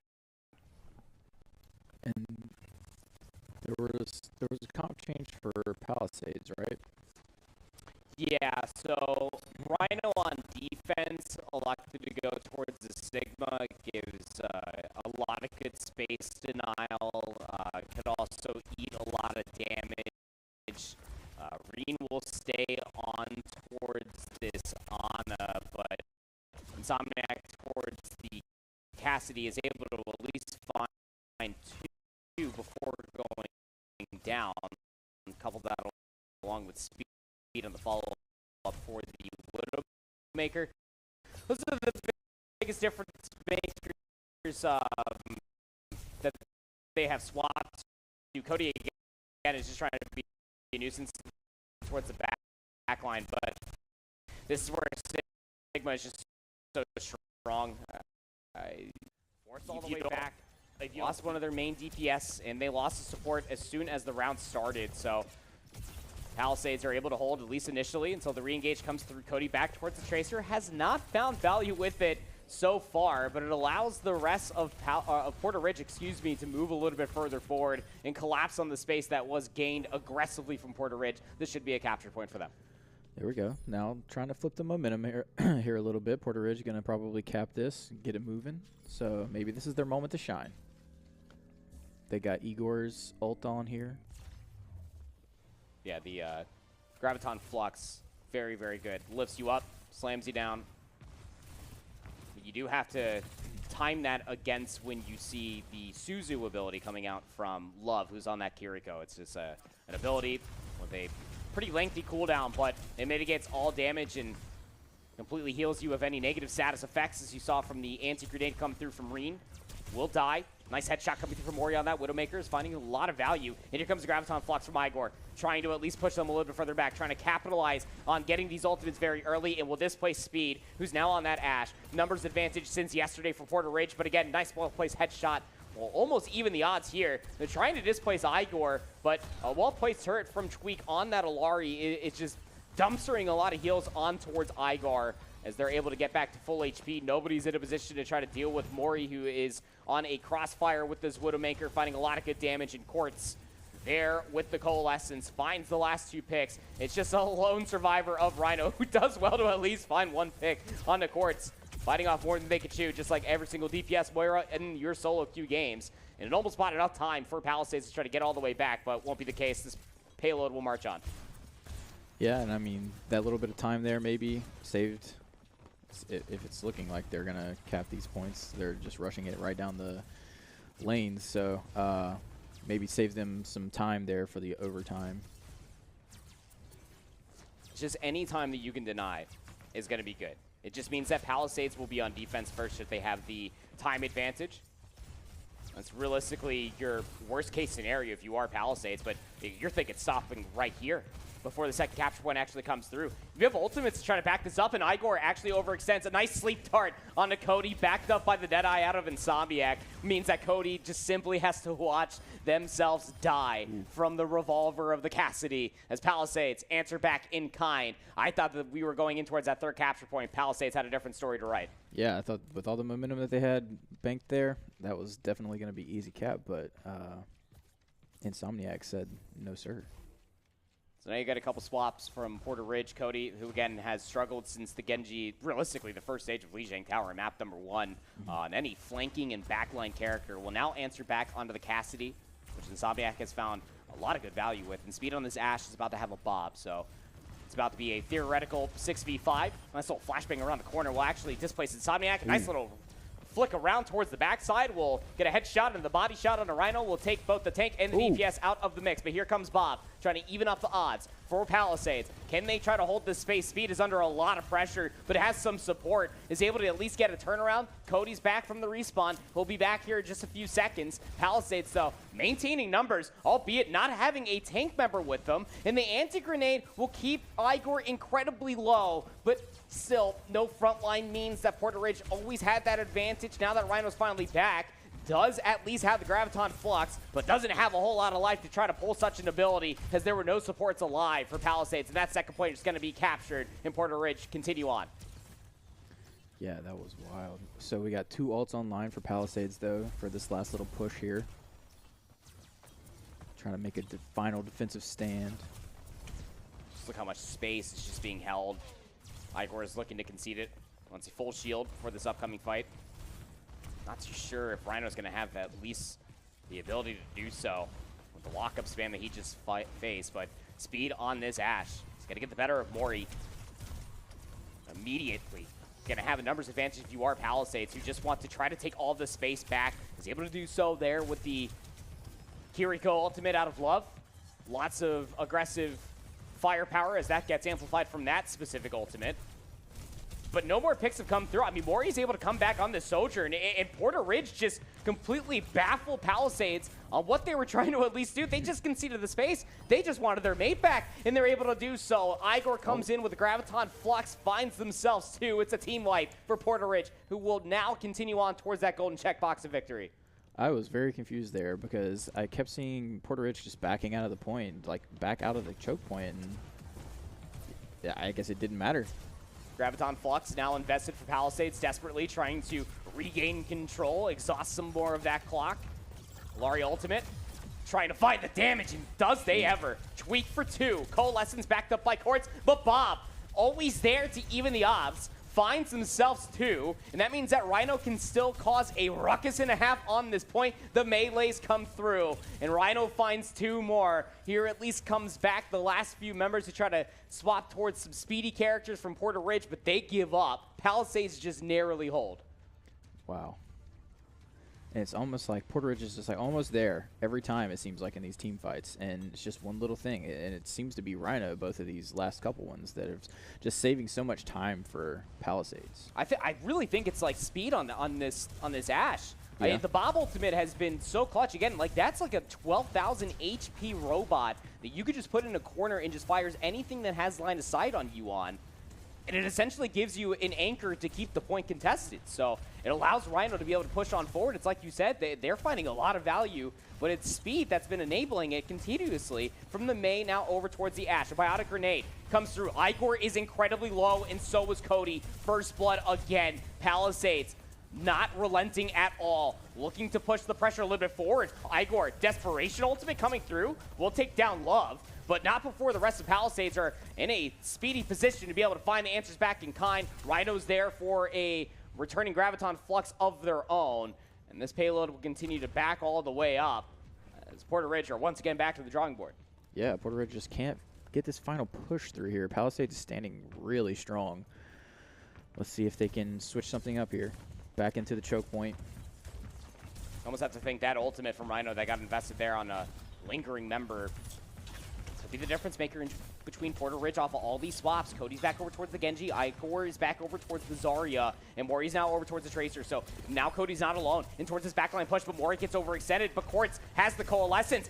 Fires through too. It allows Cody to be able to take down Rain, and surely that is enough. Rhino didn't have the Graviton Flux anymore. Speed was at 97% before death for the Bob, and that means that overtime spawns will come through. You finally capture the third point of your Porter Ridge, but now you have to full hold this Palisades team who was playing with so much grit and so much gusto here in this best of 3. All it took was the Genji, I guess. Yeah. It was definitely something. I think that it was like a tale of two different evils. You know, Rhino was finding a lot of value to your point. I still would reckon that speed with that Ashe is making a lot more players vulnerable, which is why Rhino was like king in this tank matchup. But the use of the Graviton Flux there at the end was not a good idea as far as a winning team fight is concerned. It was just Mori that was alive on the Sojourn, and you got the kill. But at what cost? The round. Yeah. But it may not matter. Again, like I was saying, because it was captured in overtime, Palisades just need to win one team fight. Right. And we'll see if they'll be able to do it here. I'm trying to remember. Did they win their first opening break? Palisades? Yeah. Both teams actually won the opening break off. If you really think about it. You have an intrinsic advantage offense on hybrid. You saw how long the long walk for defensive members was. You could always go for those very quick swaps. You don't have that luxury as a defensive team. Yeah, so a little bit of the advantage here, I guess, going to Palisades. And they're going to go right back to that opening composition. I mean, this almost feels like this Palisades team is very well rehearsed on like what they want for Kings Row. Insomnia back over towards Farah as Rin powering things up there on the Mercy, and the out from speed on that Widowmaker. And Rhino's over towards the Diva, doesn't like it. Yeah, go back over towards the big angry German man with the giant hammer. I love this play coming through from Palisades as they just get right in towards the fight. And Porter Ridge just looking to at least hold the space, dealing with the jostle for position, which way's the fight coming around this statue. Palisades are thinking flank through the hotel room. And Igor's a little late to read this. Rhino's already in towards their back line, and he would just whack Igor atop the back of the head with a very rocket-powered hammer, but Mori's there for at least a trade. It's a tank for support, and if you can tell by the canter of my voice, I think I would rather lose the tank rather than not be healed whatsoever. However, Palisades will march on. Kills are still coming through. Tweaks at least trying to mitigate the lack of having DPS. We'll take down Mori, but no assistance for them whatsoever. Here comes the resurgence. The reinforcements for Porter Ridge finally will arrive. Igor's now over towards the Orisa, and Palisades have to back up and rethink their decision. I'm learning that I like watching the Reinhardt gameplay. He's so angry. Here comes the barrage that was earned very early on from Insomniac. Again, there wasn't a whole lot mitigating that damage. We'll take down Tweak. Doomfist swap now for Rhino. Haven't seen this pick out from them. It's dropped down incredibly low, but it allows the rest of Palisades just to posture on the point. And they will just nab that one away. Just one segment was required. And Palisades will take this entirety of a series 2-0. Man, that offense, just Palisades clicking on all cylinders there. That clearly must be one of the game types that they play often in practice. Must have been, as we will see Igor get the play of the game. But unfortunately, Porter Ridge will lose. They will lose this series. Palisades will continue on with their winning ways. We'll be right back after this short message with North Mac A versus Palisades B.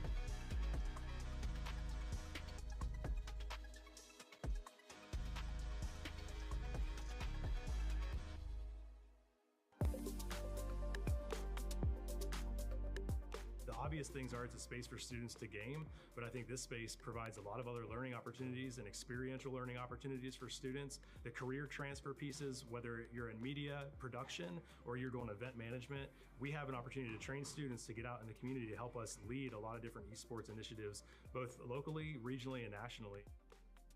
Tournament hosting, sponsorships within the esports community, continuing to build our competitive edge with our student recruitment. I think that UNCG's positioned itself to really be the leaders on that forefront.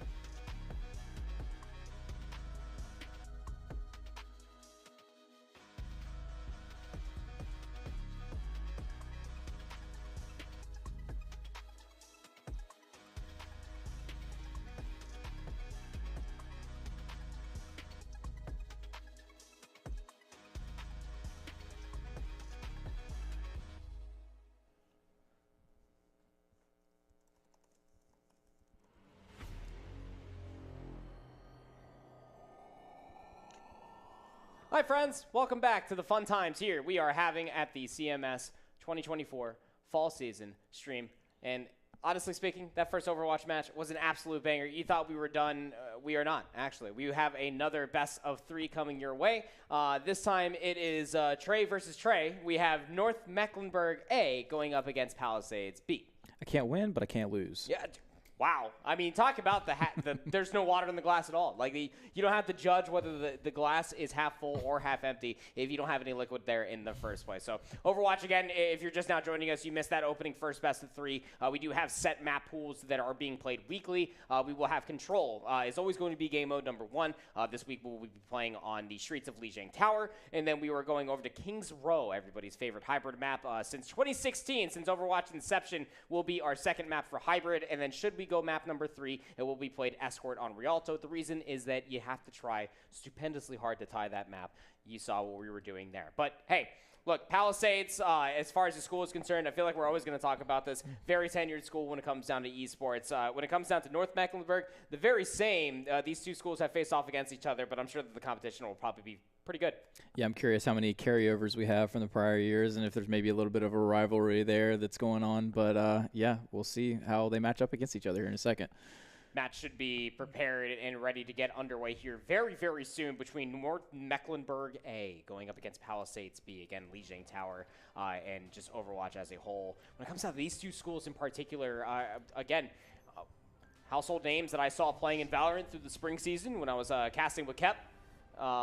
We had a lot of good laughs, and Fatalities is definitely actually a name that jumps immediately off the page. So nice to be able to see them make the transition. Wonder if they're actually going to play DPS. If he picks hit scan only, I know it's the same Fatalities that I casted back in the spring season. Palisades B though, Not saying that they're worse than their A team, but it's lovely to see how many participants we have in general from CMS schools to be able to have 2 Overwatch teams. Yeah, for sure. You don't see that often out of a lot of these schools. But like you said, Palisades, tenured school, and they've got their act together over there. So you see 2 teams.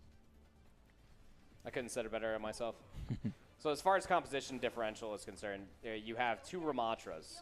Now, as we get here underway, Gardens will be our first stage.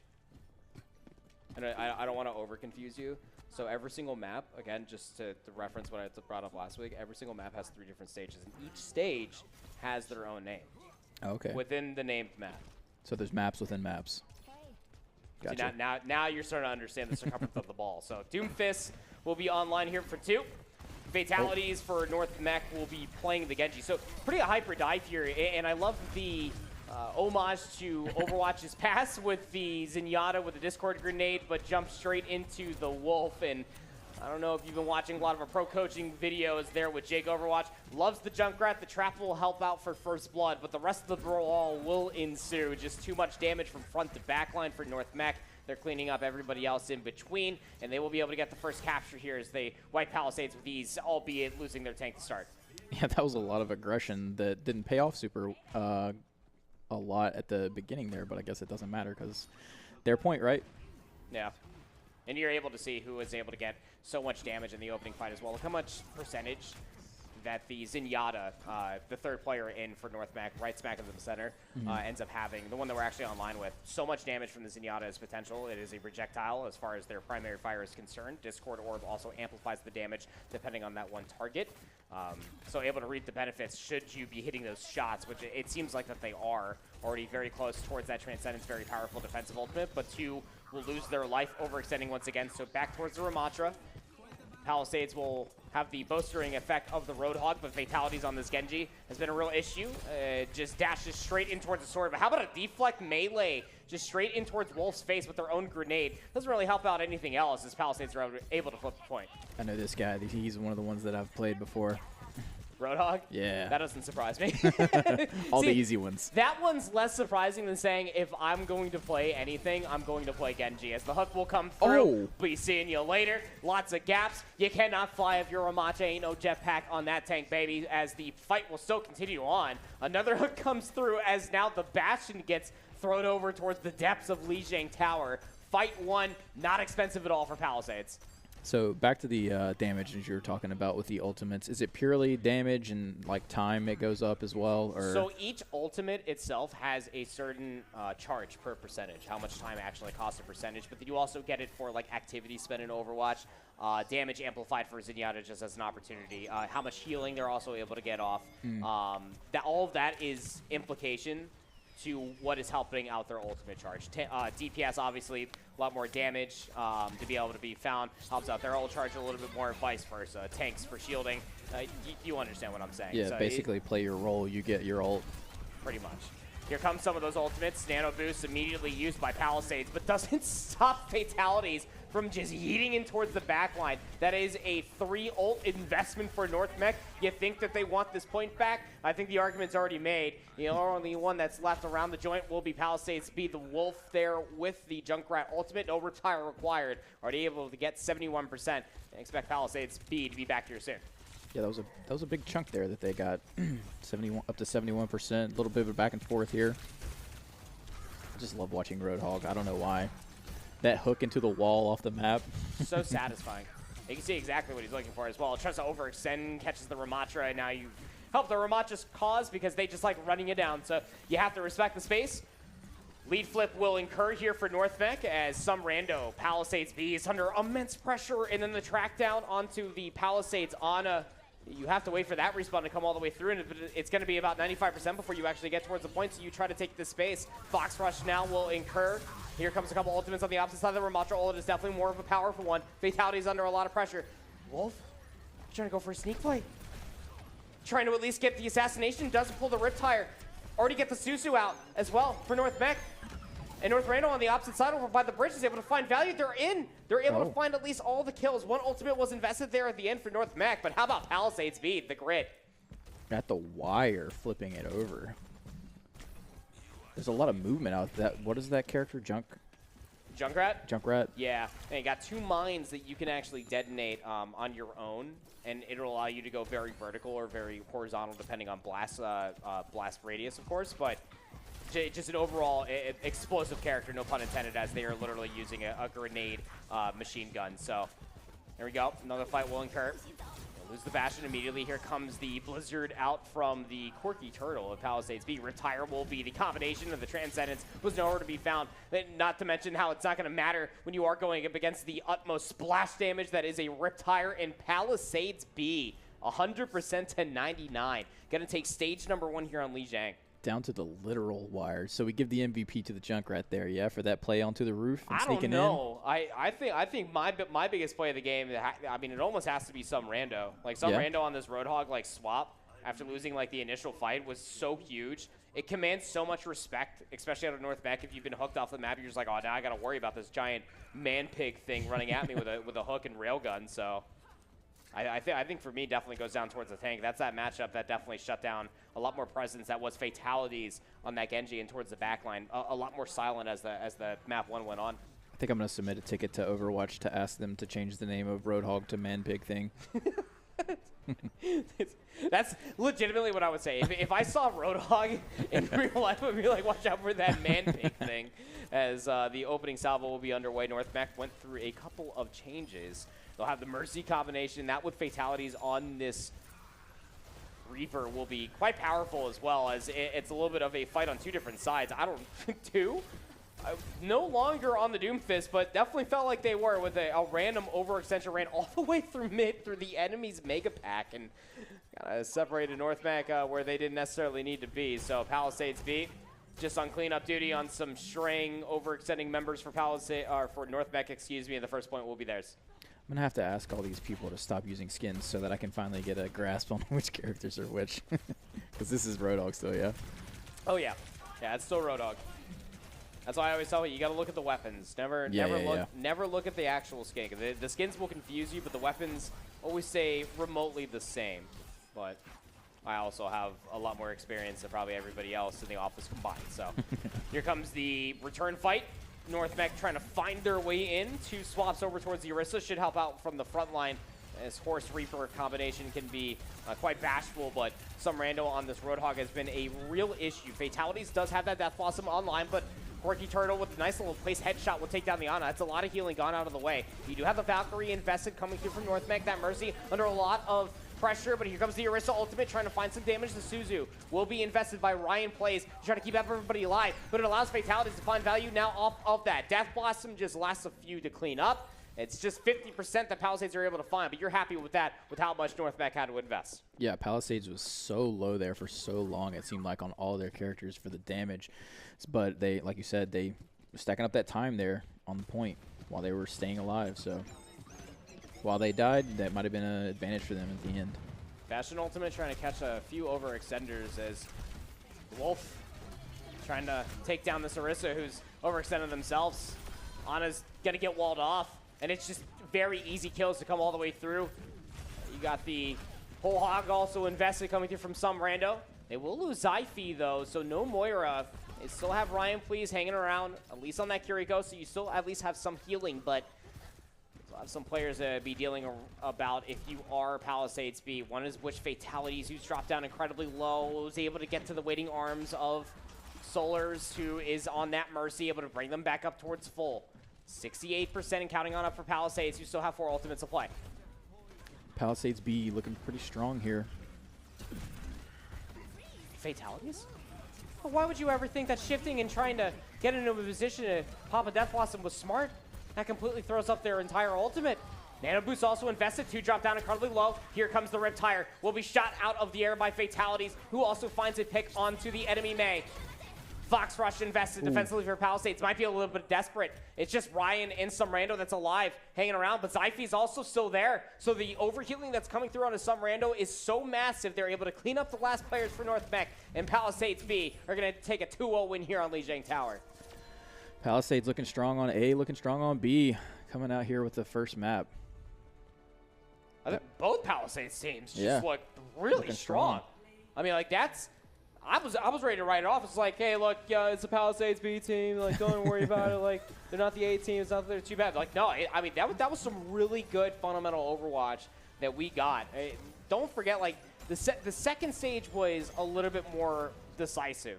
Once Palisades B got a firm grip of that control point for stage 2, they never really let go. But that stage 1, the counterplay and the macro play that was coming through from Palisades B was a sight to behold for themselves. So those guys are stud in Overwatch. For sure, and they came out strong. You know, with Palisades A, they kind of struggled in that first map a little bit, and it lit some fire. So if B is coming out that hot, you know, maybe it's going to be a trouncing here. But we also saw Palisades A came out slow in the first match and turned it on, so maybe North Mech is going to be that side this time. And you got to see some of that presence as well going back to that first stage. Again, it was 100 to 99, and it was like we were trading hands in that first stage continuously. You know, fatalities on that Genji was a real problem. It was the counter picks that ultimately led to Palisades B's success in being able to win that stage in the end. But you got to see a lot of good bright spots coming through, at least from North Mecklenburg. They have it within them. We understand that. Again, these are two very tenured schools that have been playing in VESL esports for quite some time to this point in time. So only a few more changes on the horizon, again, as some stages will end up being chosen for us here. The second one will be moving over towards hybrid for a very fun map that we called Scrims Row, and I believe it is probably still called at a certain point in time. When we were preparing for tournaments, there was only so much competition that you would want to play, so we don't give certain strats away. So you would only play them on King's Row, but you would continue to play them so much to the point that we actually called it like Scrims Row. Nice. It's always map 1. Yeah. Oh, King's Row is always map 1. Welcome to Scrims Row. It's the like Rust of Call of Duty back in the day. Yeah. Everybody goes there to warm up or whatever. There's always some of my best like headshot 1v1s like on Widowmaker. Some of my best honor duels have always been on like Streets King's Row. This map is just poetic justice. And I love in Overwatch 2 how they gave us daylight as well for this map as well. It's such a pretty map. Does it not usually have daylight, or is there a day and a night for this map? The Overwatch 1 was nighttime. Gotcha. Same thing for Lijiang Tower. Then they made both of them daytime, kind of like freshen it up a little bit. Yeah. Did that for quite a few maps coming in Overwatch 2, just to kind of make it a little bit more fresh. Some textures obviously updated as it's been some time from Overwatch 1 to Overwatch 2, so the lore to the Overwatch community is that the cities have been a little bit more modernized, I suppose. And we'll leave that conversation there. Yeah, so what's the, I don't know if this is a touchy subject or not, but what's the big change from Overwatch 1 to Overwatch 2? The 5v5? Yeah, that's the biggest thing. Yeah. Ultimately, yeah. Yeah. Touchy subject, yeah. just a little bit. Realistically, I mean, you've got a couple more heroes, a couple more maps, change a couple modes, change a couple heroes, some overhaul to like the UI and stuff like that. Change to the engine. All of it was like healthy for sure, but I would say the biggest change is like 6v6 to 5v5 as we have King's Row up and underway. Up on offense first will be North Mecklenburg trying to make an argument early that they can put a dent into Palisades B, who are maintaining presence. Again, some rando flexing all of their hero picks is now over towards the Sigma. The Wolf on the Junkrat seems to always be there, and Corky Turtle now over towards the Cassidy. Quite the wall that North Mech are running into. It's always good to have a guy who can switch around, jack of all trades situation going on. But to your point earlier, it's just like the fighting games, you learn your matchups and whatnot. If you do have your one-trick pony that can adapt to all those fights, it's still just as useful, right? Oh, it absolutely is. You need to know how these matchups end up working. And you do have the Zarya. That is how this matchup is supposed to work. A lot of damage can be done to Sigma and everybody else as long as you can burst down that shield. Love to be able to see walking out of here, if you are color on that Zarya, that tank needs to stay alive. Very high charge. Is actually able to work a little bit of a pick. Here comes the orbital assistance coming through from North Mech. Graviton Surge also invested. Nano boost on the opposite side for Palisades B, but they are losing a lot of lives along the way. Still have some ultimates to potentially try to respond with, but the two from North Mech will do just fine as they find themselves a team kill, and they'll be able to get this payload unlocked.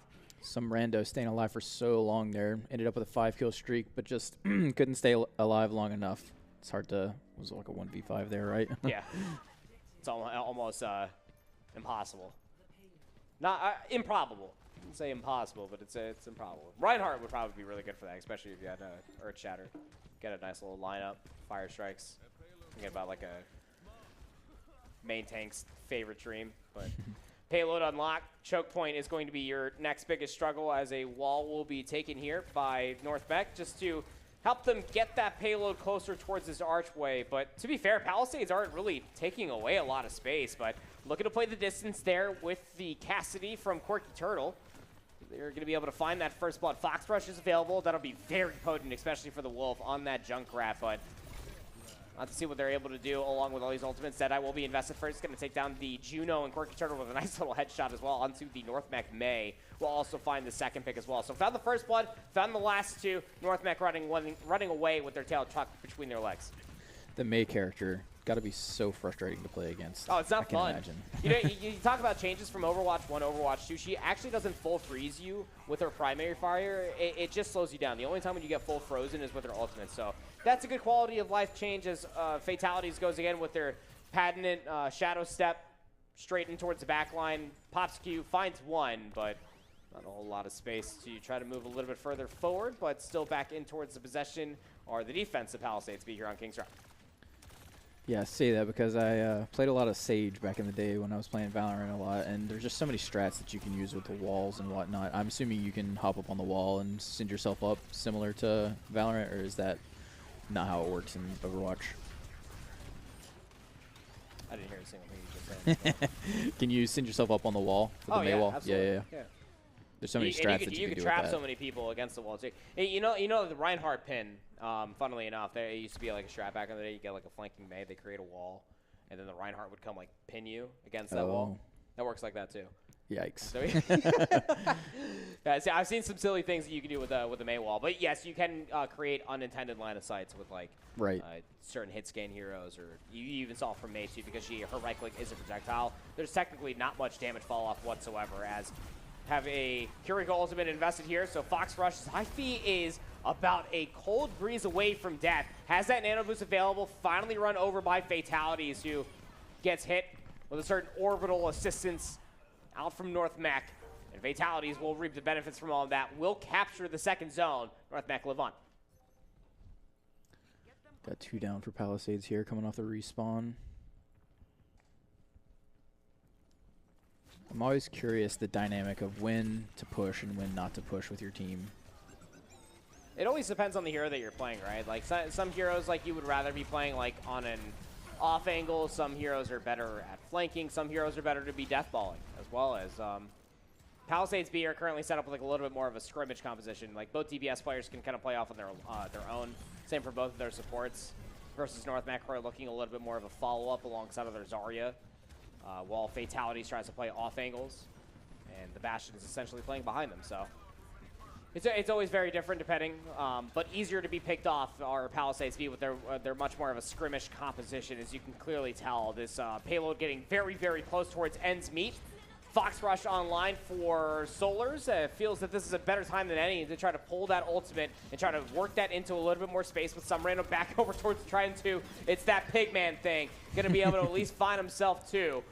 That should be more than enough for Palisades B to be able to win this team fight and maintain control on defense. Am I seeing one of those skins as like a gingerbread looking guy? Or It's very possible. Am I tweaking? It's very possible. There's some zany skins when it comes down to Overwatch. All right, see if Palisades can hold him off here. Seems so far, at least, these last couple matches have been super offensive. I think that's the one that I was seeing that I was thinking was a gingerbread, so I'm not a gingerbread. Most certainly a robot, sir. Very futuristic, actually. It looks like an evil robot. You can see the character portraits at the bottom left there. Yeah. Comes the Fox Rush, backed up by an orbital on the opposite side. Deadeye's prepared. Nano boost invested for Palisades. It's a 1-for-1 trade so far, but it's a tank for a DPS, and you know what that means. Palisades have a little bit more space to try to work with Deadeye. Invested, but cannot connect with an elimination. Reaching last fight territory. Have a whole hog online, but you just invested 3 ultimates that ultimately guarded you 1-for-1 trade. So some rando will end up connecting on towards the hook. It's onto the Bastion. Going to be able to at least go 1-for-1 after Fatalities was able to take down Zyphi. But Fatalities does have an ultimate. Can North Mech hold on towards this space? Color's about to have that Graviton on Surge, and that could be very impactful. There's no defensive ultimates online for Palisades, as I feel will now swap to the Moira. Have a whole hog online, but has to use it just to push Color away, who still has that Graviton Surge online. Finds an overextending of forward Sojourn, and now here comes that Bastion ultimate. That should be payload control immediately coming from forward North Mech, and he'll be able to do all that plus some extra as Color will end up investing that Graviton Surge. Team fight 1, but there's still space to try to push if you are North Mech. That you said Graviton Surge just wiping them off. Yeah, the giant black hole that just like brings you in. It's just one of the most powerful ultimates in the game. Dang. Yeah, that just secured the dub there, right? Able to complete all 3 points at the very least. And they're able to do it with time, so. So is this pretty typical? Is this very offensive sided? Or is it? No. No? No, I would probably say like it's much more defensive sided because like the way that you can set yourself up defensively is through the narrow choke point is that you have to try to unlock the payload. That's where like a lot of the time gets exhausted. And why it's easier to try to trade fights on streets and through third to try to deny that third capture point coming through. But North Mech, credit where credit is due, won it, I believe, on the second team fight, so they still had like ample time to try to maneuver all of that. But very easy to spawn trap the offensive team, I will say this much, when it comes down to King's Row. But also very easy to punish that on the opposite side. You do have at least one advantage as the offensive team, as the defense are trying to maintain further space away from the objective closer to your spawn. You get to go for those very quick swaps and punish them as they're overextended to those counter champions that we were talking about just previously. This is they haven't been on Winslow, right? On the Winston? Winston. Yeah, this is new for some rando. So like what is that? The Roadhog, saw the Sigma as well as now a Winston. Larissa? I'm pretty sure on Lijiang as well. Pulling out all the tricks. I mean, but that's what you need. You need that Swiss Army knife of a tank player because from 5v5, from 6v6, getting rid of that second tank, you need somebody that's going to flex in between all those tanks when it is necessary. And Winston, historically on King's Row, has been very strong to try to make this play happen, to try to move away. You saw a little silhouette over towards the top right there. On board now with some rando trying to work for that flank, and leaving his teammates behind who were on a double sniper play. The Wolves on that Ashe, Quirky Turtles on that Widowmaker, trying to work at least for that big pick, as you do have that Moira ready to dive on in with some rando. Here comes the dive, trying to push the space a little bit forward. The Maywall just a little bit too long for North Mech, as Palisades B have been able to find their way in. Yeah, Winston. It's not Winslow, it's Winston. He's one of the ones that I enjoy watching as well. I haven't ever actually played him before, but his playstyle seems like it'd be up my alley. Super counterable as Summerano just wants to drop it immediately, swap over towards the man-pig thing, as it has been working wonderfully. Quirky Turtle will end up swapping over towards the Genji as well, so will be the only member of Palisades B looking for that dive, potentially looking for that big pick onto one of the backline members for North Mech, but very anti-dive. Our North Mech so far with the Zarya with the bubbles. You have the mana slow things down, a lot of burst healing coming through.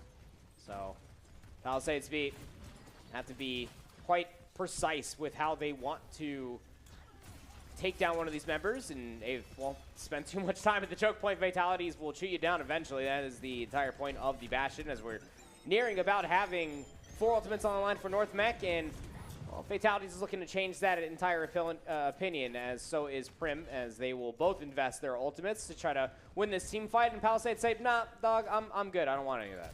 So this seems like a little more typical than what you're talking about, right? A little bit more of a struggle to take the payload here. Yeah, it's not full bunker because you have Colorblind that is on that Zarya rather than like a Reinhardt or something else with like a giant shield to just block him continuously, but it is essentially like bunker. It just takes really good focus. Turret form is so good, but Fatalities, again, just overextends Colorblind. Needs to find some picks. Here comes the whole hog. Also have the tree being invested by North Mech, just try to keep everybody alive so that you stay in that area, but you can chew it down. That's exactly what happened. Graviton Surge online. This was the big ultimate that turned everything for North Mech on their offensive side, and it's the same exact thing. No defensive ultimates online for Palisades. They don't even have one available between the heroes that they're playing. They're relying on the Suzu, who was not online for Ryan plays on that Kiriko. And North Mech, hold on, no segments gained by Palisades thus far after investing all of those ultimates. Yeah, it's getting a little grim here for Palisades, I would say. It's a 5-kill streak I saw for Colorblind here, so they need to at least try to get rid of them. North Mech are about to be on another cycle of ultimates as well. You have the Orbital about to be online for their Juno, and Fatalities is about to have that crucial Bastion ultimate online as well. The Wolf is nearing close to getting an Ash, and that'll be good to at least help you get a little bit space further forward, but some rando now over towards Ramacha trying to push a little bit further forward. That's actually a really big moment. All off of the shotgun blast will send them back in towards an immediate Bob waiting arms. We'll take down 2 with that influential ultimate from the Wolf, who showed up at a moment's notice on this Ash pick. It's been playing Junkrat the entire time. Quirky Total is actually on that hero now, probably because of ult charge. He's very close towards a Riptire themselves. Will be the difference maker. North Mech will be pushed away from the point. The payload will be unlocked, but North Mech do have a lot of ultimates for this upcoming choke point. Finally getting the payload there, so maybe start building some momentum. A little bit of a concussive blast, trying to peek and get some charge onto the Zarya. Swapping towards the Sentry, just looking for any sort of damage. Can shoot down a lot of different targets, as you're seeing right there. Some rando under a lot of pressure, but backed up by the healing in between a Kiriko and a Moira. Can be quite potent. Swaps different rates of fires. Wolf was incredibly low, so now you have a 5v4 ultimate online for the Bastion. 4 ultimates online for North Mech. The only one that doesn't have one is the Zarya, and Palisades are being allowed to charge a lot of theirs. Here comes the ultimate, timely for Fatalities. Will just find an abundance of space for Prim to be able to find that first blood on a Quirky Turtle's Junkrat, who is nearing that Riptire once again. Here comes the Orbital in response. Some rando does have that Ramacha ultimate online.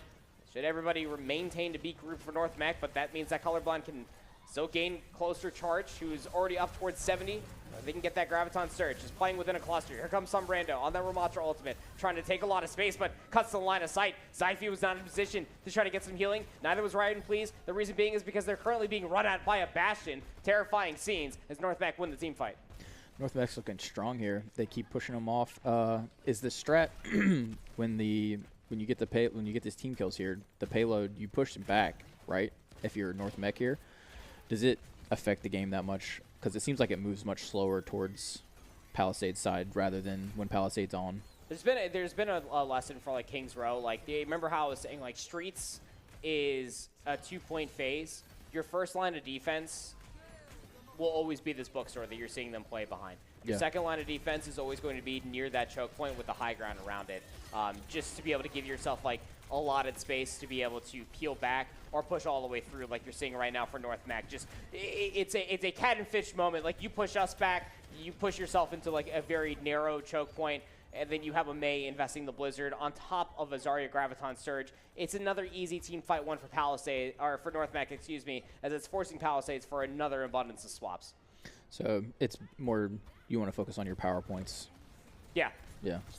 Yeah. There's certain POIs that you want to like hit when it comes down to Streets that are way more influential as we're reaching desperation point. Here comes Fatalities with yet another Bastion ultimate, but Bob gonna be called again. The Wolf, the difference maker, mostly for Palisades to be able to unlock the payload. Needs to try to do something massive again to some rando. Has swapped over to Reinhardt, but he's not a part of this play. Quirky Turtle finally pulls the trigger on that Riptire, is able to at least take that color blindage, but you're just missing a tank as there's more damage to come through from North Mech. Trying to make this the last fight. The tree also invested. We'll keep them very, very alive as far as his entire damage is concerned. In the lift for Fatalities, you talk about unattended line of sights. That's definitely one of them. Didn't have the Sentry form, but still Palisades are backing towards the fight. Some rando will spawn closer comparatively to Colorblind, who has a very long walk, so we're nearing overtime. This next team fight is going to be massive. You're about to have an Orbital online if you are North Mech. Needs to stay alive? No. It's a massive pick actually coming through from Quirky Turtle, and now Palisades have the numbers. North Mech have to concede the space, and they have to go again. Wow, that's a huge clutch moment there for Palisades. They've been struggling this whole match, it seems, but when it's down to the nitty-gritty here, getting a huge pick. Oh, no. But they don't have supports? It's just so much more due for the Lifeweaver, who's still alive around the point. But Fatalities was able to find 2. Still, Palisades are able to stay alive. And Syfy pulls the trigger on the Coalescence. Quirky Turtle on this Junkrat has been the wolf throughout all of map number 1. Finds a return of fire. And this payload will continue to march on. There's an Earth Shatter online. Quirky Turtle also has a Riptire. Can only imagine he's probably going to pull that trigger soon. Both Zarya Bubbles invested. Earth Shatter invested as well. 2 players knocked all the way down. If you can find the pick on the Lifeweaver, it's huge. And both supports will fall. And North Mech will be trailing all the way back towards their 3rd spawn. Palisades looking good for another capture point here. Quirky Turtle going on that 5-kill streak there. Coming in clutch for the squad. And you're forced to concede it. North Mech are going to have to concede the 2nd capture point another minute. Added to Palisades Bank. They have 2 ultimates to play with here as well.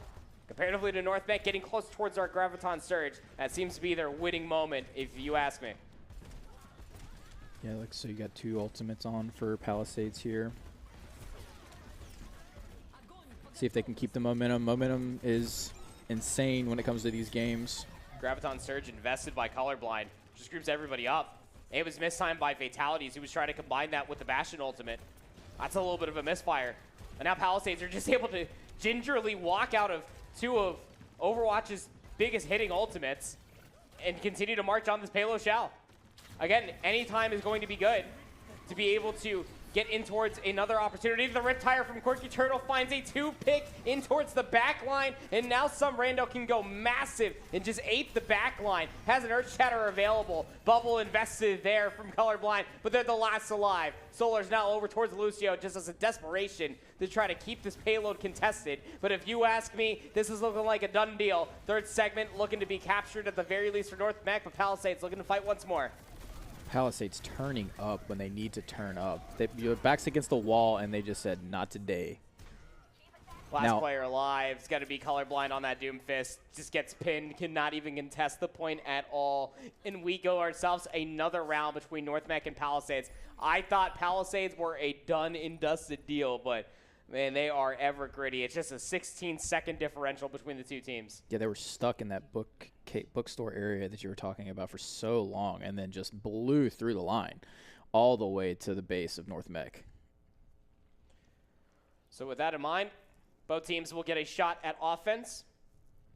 Overtime works like this for Hybrid. If you're able to capture the point, you don't get any extra time. But should you stay on that payload throughout the entirety of all the different capture points again, no time will be gained, but overtime bar will maintain at full capacity.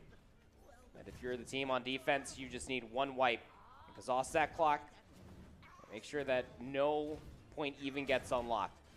Counterpoint to that, should no payload get unlocked whatsoever, it comes down to segments and percentage gained on the opening point. So with only 1 minute to play here for Palisades B, the way that last team fight went, they're happy with this Reinhardt and Junkrat pick. They're looking to bring it back here for the opening salvo of overtime. So the percentage is the meters, basically? Yeah. And little diamonds there at the top of the screen. Those are going to be your capture segments. We get a scary close-up of Kiriko's face. So yeah, you see where it says A? Yeah. That's what you're looking at for a percentage. So obviously every single third for 100%. And try to waltz their way all the way in with a right click actually coming through. Will tap to the body, so Palisades be immediately losing 1 number. Probably going to have to give up a lot of the space, wait for a shield to recharge, and wait for members to reconvene for this push. Seems like the struggle here at the break again with Palisades B.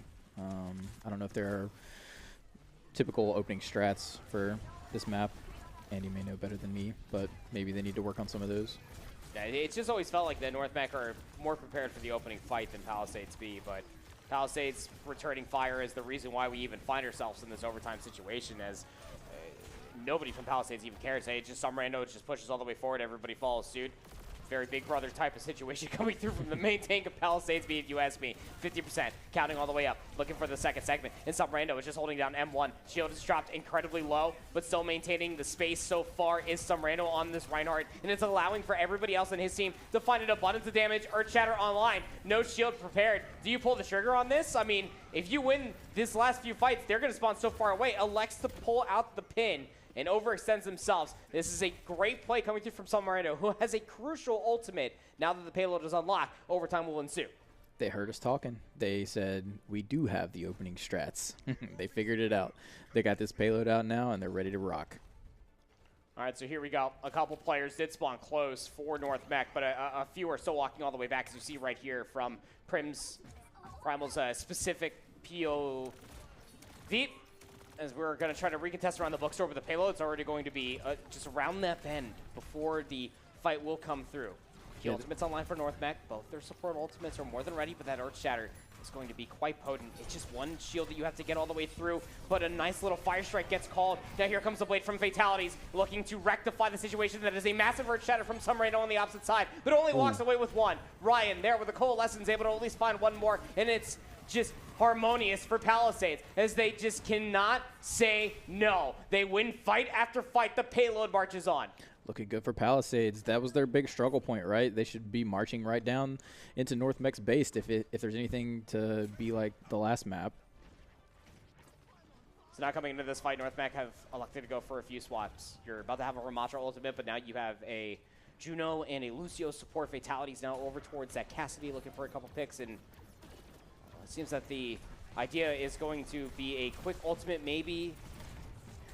I'm not too sure, but it's going to be a tough call. North Mech now trying to aggressively get themselves in towards this fight, but quick little pin will come through, but not going to be the case at all. The Echo will maintain to stay alive, and this team fight is looking pretty winnable for North Mech as they find the opening three. Last two alive will be the Ash for the Wolf. Last alive indeed, as one team fight will be the difference in between that second point being captured, but so much progress off the first for just starting with 1 minute in overtime.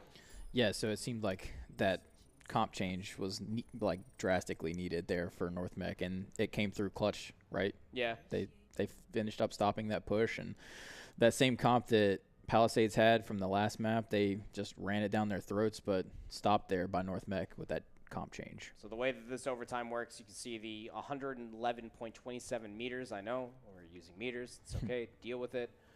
That is where North Mech needs to meet to be able to win. Essentially, they just need to capture the second point. That's where that golden checkbox of victory will be for them, and then they will win the game, and we will end up going to a map number 3. If Palisades B hold on, then they 2-0 in a miraculous fashion. I can count on probably 2 hands the amount of times that they probably should have lost this game. We should have already been loading into a Rialto, but now North Mech need to answer.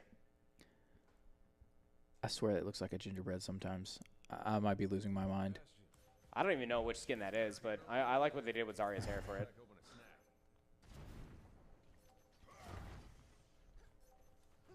Let's see. There's so many fun skins in this game.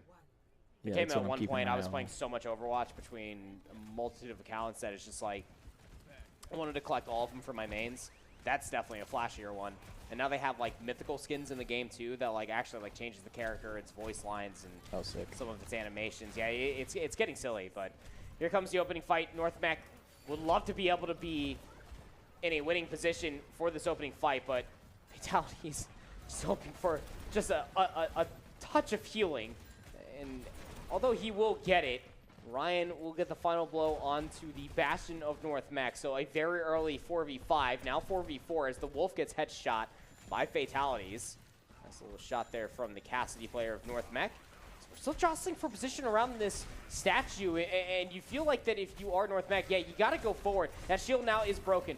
Is there any flank play to potentially come all the way through the hotel? Might not even be necessary because now you find posture on the point for North Mech. Shield will be able to maintain this presence, but the Riptire from Quirky Turtle was earned so fast, and now Palisades can re-enter in towards the fight. They've been so good at these return-to-sender fights, but not to be the case this time around. Just a few straggling members for Palisades, just a few more shots that Fatalities needs, but Reinhardt being respawned means that Fatalities can push no more, but Palisades are pushed all the way back as North Mech unlock the point. Yeah, huge streak there for Fatalities. And story of the matches, North Mech strong on the opening here.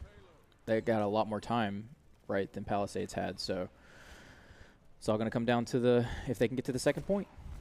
This next fight is going to be massive. Some rando on this Reinhardt. it just added to the list of the heroes that this guy has been impactful with this entire season, or this entire series so far. Has that earth shatter and has been game-changing for Palisades since they have swapped towards this main tank. Deadeye available. Here comes the earth shatter, and it's massive. Able to knock down 4, and that's the last fight required. Palisades get it done with the Reinhardt. Some rando just playing hero roulette. Able to get the final blow required. Palisades were certainly down, but they were never done when it comes down to this map number 2.